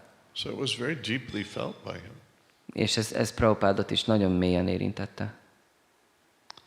So this is a wonderful thing that he undertook the traumas and the difficulties of living in this world and that body for the sake of serving Krishna, and he overcame all obstacles and became glorious. És ez igazán lenyűgöző, hogy Prabhupád hajlandó volt alávetni magát azoknak a nehézségeknek, szenvedéseknek, amik azzal járnak, hogy ebben a világban élt, azért, hogy Krisnát szolgálja. És végül sikerrel járt, végül csodálatos sikert aratott. So I had gotten to understand some of his feelings about his life and how much he had sacrificed. És valamennyit én is átéltem, és átérzek az ő érzéseikből, hogy ő mi ment keresztül, és mennyit áldozott. And I could see that inside of this glorious, loving, generous soul was a jiva who also had felt the pains of living in this world. És én magam is így át tudtam érezni azt, hogy amellett, hogy itt van ez a csodálatos és nagylelkű és könyörületes személy, ott legbelül ugyanúgy ott van az a lélek, aki átéli a fájdalmát ennek a világnak. But yet he was just living for our benefit. És ezt mindezt azért tette, a mi érdekünkben tette. So many things happened after this. We now in 76 we started traveling a little more with Prabhupada, and then in 77 we went to Kumbh Mela with Prabhupada. És hát sok minden történt ezután, 76-ban elkezdtünk utazni valamennyit Prabhupáddal, és aztán 77-ben elmentünk vele a Kumbh Mélára. Now by this time Prabhupada was getting weaker. És ezekben az időben Prabhupád ugye sokkal gyengébb lett, legyengült. But we didn't yet know that this would be the last year. De persze nem tudtuk, hogy ez lesz az utolsó éve. Kumbh Mela is held on a huge sandy beach on the Ganga. A Kumbh Mélát azt egy nagy homokos part szakaszon tartják, a Ganges partján. This is Allahabad, 1977. It was a Mahakumbh. Ez Allahabadban történt, és 77-ben Mahakumbh Méla volt. So there was, ISKCON had a camp with so many tents, and we had a prasadam distribution area and a lecture area. Az ISKCON-nak ott egy nagy kitelepülése volt, volt praszádamosztó központunk, és leckéket tartottunk. And Prabhupada had his small tent where he was staying. És volt Prabhupádnak egy kis sátra, ahol lakott. But on that sand, it was, it was winter. This was January 77. It was very cold. It was so moist. Moisture was coming. It was bitter cold in the night. És hát ott ezen a homokos szakaszon, hát ez mind januárban, télen történt, és nagyon-nagyon hideg volt. And there were a lot of nice stories and pastimes that came out of Shruti Rupa's cooking. She was cooking for him at this time. És hát nagyon sok csodálatos történet kerekedett ezekben az időkben. Shruti Rupa, a feleségem főzött neki. But I'll leave those stories for her to tell. De ezeket a történeteket majd ráhagyom, hogy elmesélje. But for me, my experience was two things. One is with all the other prabhus, there's a moment when you're supposed to bathe, which is the most auspicious moment, when the Amrit is supposed to be there in the river, and you're supposed to bathe during this Kumbh Mela. De az én történetem az, amikor ott a többi prabhuval vártuk azt az áldásos pillanatot, amikor a nektár ott megjelenik a folyóban, akkor kell fürdőt venni. But this bathing is reserved only for the Nath Babas. De ez a fürdés, tehát ez az időpont, ez csak a nága babáknak van hát félretéve. Maybe you've seen photos of these naked babas with their hair locks dragging on the ground, completely naked, ash all over them, and they carry the trishul, the spear with 3 points. Lehet, hogy láttatok már fényképen ilyen teljesen meztelen úriembereket, akiknek hamu borítja az egész testét, és földig érő hosszú raszta hajuk van, és egy háromágú szigonyt tartanak a They kezükben. come out of the Himalayas. These aren't the beggars you see around. These real sadhus don't come around white people. They don't come around city people. They don't come begging. They live up in the Himalayas in the snow and in the ice. És Naked. ők azok az emberek, akik, ők aztán igazi szentek, a Himalájából szállnak alá, ott a havasokban élnek fönt, és ők nem mennek közel se fehér emberhez, se városi emberhez, nem is kéregetnek. And one group of them comes together. It's called an akada. És akkor van egy csoportjuk, akiket akaráknak hívnak, ők együtt jönnek. And we saw parades where their top sadhu, their mahant, was riding on an elephant with, huge tilak and huge hairs coming out, and his big trident coming in, and with maybe 500 sadhus all naked behind him, coming out of the Himalayas like that, to come to bathe. És akkor láttam egy ilyen felvonulásokat, ahol a fő szentjük, a vezetőjük egy nagy elefánton, hatalmas tilakkal, óriási háromágú szigonnyal úgy akkor felvonult, és mögötte 500 teljesen meztelen szent érkezett, kifejezetten, hogy ezt a fürdőt akkor élvezhessék. These sadhus follow no laws, and the police and the army, they avoid them. They will not restrict them in any way. Everyone's afraid of them. És ezek a szentek semmilyen törvénynek nincsenek alávetve, se a katonák, se a rendőrök meg se közelítik őket, mindenki fél tőlük. When Aurangzeb, the demoniac Mughal ruler, he sacked Mathura and he sacked Vrindavan. És ez a démonikus uralkodó Aurangzeb, amikor ő elfoglalta Mathurát és Vrindavant, And then he was going to sack Gokul. és el akarta foglalni Gokulát is. But by that time, the alarm, the call had gone out to the Nath Babas. És akkor így segítséget kértek a nága They babáktól. had come down from the Himalayas. Alászálltak a Himalájából. 3,000 of them stood against an army of 40,000. Hárman legyőztek 40 000 katonát. 3000-en legyőztek 40 000 katonát. Naked with these wild eyes and these spears. Csak teljesen meztelenül, vad szemekkel, szigonnyal. Every one of them was killed, but not before killing 10,000 of Aurangzeb's men. Mindannyiukat megölték, All de 3,000 of the sadhus were killed, protecting Gokul. Mind a 3000 szentet megölték, de 10 000-et megöltek a szentek Aurangzeb katonái közül, hogy megvédjék Gokulát. So this is a different kind of sadhu you may not be accustomed to. Na, ezek kicsit másfajta szentek, mint amikre gondoltam. They worship Lord Shiva. Az Úr Sivát imádják. So, the bathing was reserved only for these sadhus, and they were very ferocious. If anyone went in there, it was very dangerous for them. Igen, tehát hogy ez a fürdő, ez csak az ő privilégiumuk volt, és mindenki rettegett, hogy az útjukba álljon, vagy hogy így ő is akkor fürödjön. And Srila Prabhupada told us, don't look in their eyes because they can hypnotize you in an instant and take control of you. És mondta Prabhupád, hogy nehogy belenézzetek a szemükbe, mert így hipnotizálni tudnak titeket, és azonnal az uralmuk alá hajtanak. But being young, crazy Americans, De mi ugye fiatal, őrült amerikaiak voltunk, we were determined that we were going to bathe at the exact right moment.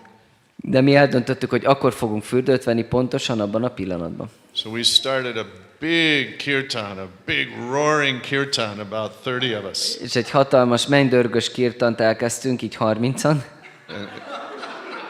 And then we just went, go, Haribol! And we ran through the crowd towards the river, beating the drums in the kirtan. And the sadhus were so shocked.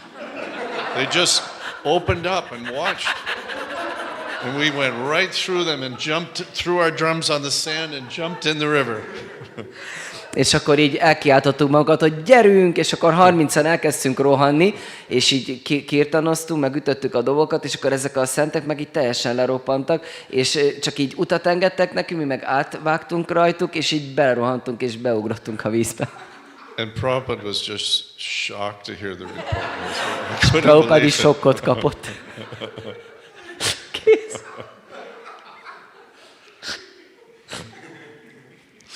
So then Prabhupada was getting more and more ill, so we had to evacuate him out of there, but it was impossible. I don't know if you can imagine this, but this was, there were so many people that as far as you could see with your eyes, and the bank was a little high where we were camped, so I could see for probably 6 miles down the river, and all I could see was an ocean of people on both sides of the river, an ocean of people. És Prabhupád sajnos egyre gyengébb és gyengébb lett, és elhatároztuk, hogy hát így el kell vinnünk őt innen. De nem tudjátok elképzelni, hogy ott mennyi ember volt, ugye mi egy picit emelkedettebb helyen, tehát följebb voltunk, így rá tudtunk látni az egész tömegre. Valószínűleg olyan 7-8 kilométerre el lehetett látni, és csak egy óceán, egy ember óceánt lehetett látni annyian. This is the largest gathering on earth of human beings, this Kumbh Mela. Ez a Kumbh Mela a legnagyobb emberi gyülekezet, ami csak létezik a bolygón. So I went with Gurudas, we went out to the train station. We had to work through the crowd to come to the train station and try to see how we were going to get Prabhupada out.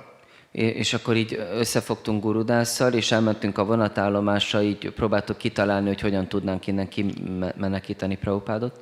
So not only every train was booked, but people were camped in different areas. The train had what do you call the train managers had put fence areas, and over each fence they put a symbol, because the villagers were illiterate, they couldn't read.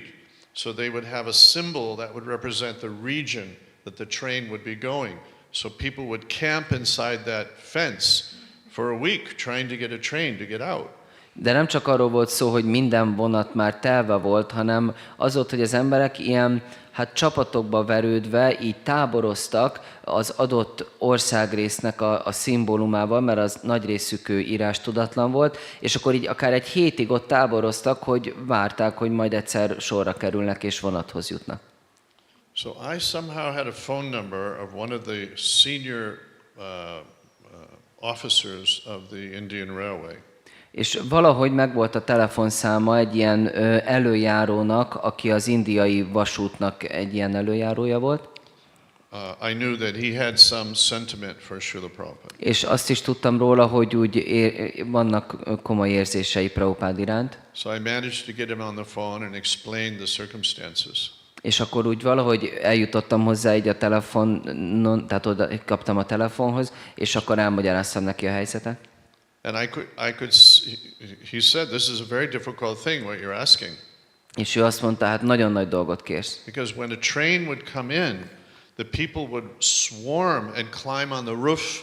They'd be hanging on the windows and just keeping on the side. They're trying to get out. The trains are almost tipping. There were so many people on them. Mert így elmagyarázta, hogy az fog történni, hogy amint begördül a vonat, az emberek így rá fognak rajzani, és akkor így fölmásznak a tetejére, és az ablakba kapaszkodnak, és gyakorlatilag így inog a vonat, örülünk, ha nem borul fel. And the army was very afraid that the people would riot, and start a stampede and start, stepping on each other. És akkor ott volt a katonaság is, így a legrosszabbra föl volt készülve, hogy az emberek így eltapossák majd egymást. So this, his name was Gupta. He said, I'm sending a special train for Prabhupada. It's going to be locked. But the train cannot stop, because if it stops, the people will swarm it, right? So it has to go through the station, moving. És akkor ő azt mondta, jó, én fogok küldeni egy lezárt vonatot külön Prabhupád számára, de a vonat az tehát nem állhat meg, hiszen ha megáll, akkor rárajzanak az emberek. Guptának hívták az úriembert. So the date and the day were arranged, and we began to take Prabhupada in his car through the crowd. It was maybe 1 kilometer to the train station. It took about 2 hours because we had to move the crowd and slowly take the car through. És akkor végül eljött a napja, amikor ez a vonat majd érkezik, és akkor Prabhupádot egy autón hoztuk el, a körülbelül 1 kilométeres útat kellett megtenni, de ez olyan 2 órába telt, mert a tömeget így arrébb kellett rakni. And Prabhupada was just sitting in the car waiting by the train, where the train would come.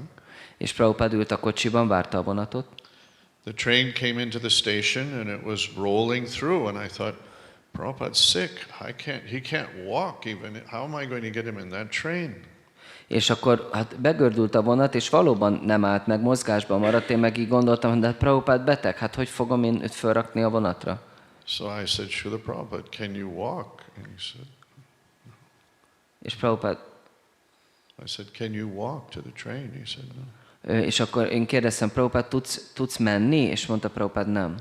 So I jumped on the train and I grabbed the emergency cord and I pulled it down. És fölugrottam a vonatra, és meghúztam a vészféket. Of course, the train, and all the army, everyone started running around, what's going on, and the people started coming closer. And we were throwing, because about 15 devotees came with us. We were throwing suitcases and devotees and pushing the women in, and everybody, get in, get in, get in. And I took Prabhupada and I picked him up and I jumped up on the steps. And just then the train was pulling out of the station. We carried him into a little bed, that we put him on. És akkor,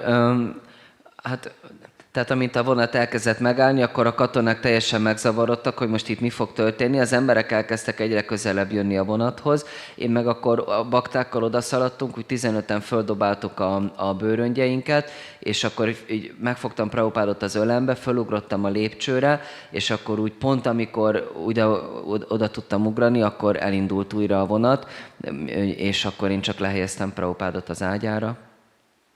But he inspired that confidence that we could just do anything. We could stop a train. We could do anything we had to do to serve him. Prabhupád jelenlétében olyan önbizalmunk volt, hogy tudtam, hogy meg tudok állítani egy vonatot, bármit meg tudok tenni, csak hogy szolgáljam őt. But that is exactly how one has to become a disciple. One has to have that determination to serve Guru at any risk. De pontosan ezt jelenti tanítvánnyá válni, hogy én bármire képes vagyok a gurumért, bármilyen kockázatot vállalok, hogy szolgáljam. But that doesn't come by blind faith. De ez nem vak hitből ered. There's a constant reciprocation that comes in your life that convinces you very clearly that every step I take according to his order, I get a wonderful result. Hanem ez abból a tapasztalatból ered, hogy folyamatosan van ez a viszonzás a guru részéről, hogy amikor azt tapasztalom, hogy bármit teszek az ő utasításai szerint az életemben, az csodálatos eredményt hoz. And in very small ways, just like Prabhupada took such a huge risk and so much magic came to serve him, So we also experienced that as we took risks, not as big as his risks, but as we took risks, so much magic came in our life. És hogy ezek az apró csodák, amik érnek minket, mert persze Prabhupád egy hatalmas kockázatot vállalt, és így hatalmas csodát vitt végbe. Lehet, hogy mi nem fogunk ekkora csodákat, de azt tapasztaljuk, hogy bármilyen kockázatot vállalunk érte, az mindig csodálatos eredményre vezet. So this, I would say, is for me, it's my, the early period of my time with Prabhupada. The second half of my experiences is quite a bit more intense.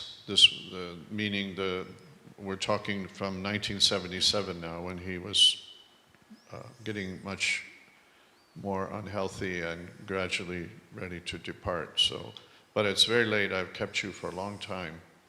Ahogy említettem, ez inkább az első szakasza volt a Prabhupáddal való kapcsolatomnak. Intenzívebbé akkor vált a kapcsolatunk, ahogy ő ugye egyre gyengébb és betegebb lett, később 77 későbbi szakaszában.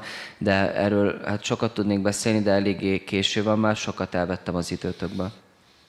But we could also explore philosophical aspects of Prabhupada in some future talks. It doesn't always have to be stories, but in the stories, yes. We learn from Puranas, we learn from Itihasas. You know, the Puranas are for us in this Kali Yuga because all the lessons are within those stories, right? All of the examples and lessons are within stories. So that's why we like to hear stories of the pure devotee. A későbbi beszélgetéseink során a következő napokban majd mélyebb filozófiai témákról is beszélhetünk Srila Prabhupád kapcsán, nem kell mindig csak történetekről, de ugyanakkor a történeteken keresztül is feltárulnak ezek a filozófiai igazságok, hiszen a purának pont így tanítanak bennünket, azért a Kali korszakban a puránákból meríthetjük leginkább a védikus tudást, ezért szeretünk történeteket hallani egy tiszta baktáról. So I think it's been 2 hours. You must all be. Most már ugye 2 óra eltelt. Are we supposed to talk more about this? Kellene picit többet beszélnünk erről? I mean, in another class, is that planned? Úgy értem, hogy egy másik leckén. It is planned, Prabhu?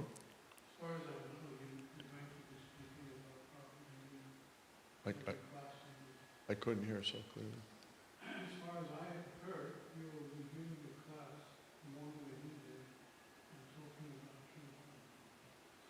Úgy tudom, hogy a következő napokban reggel és este is leckét fogsz tartani, és Prabhupádról beszélsz majd.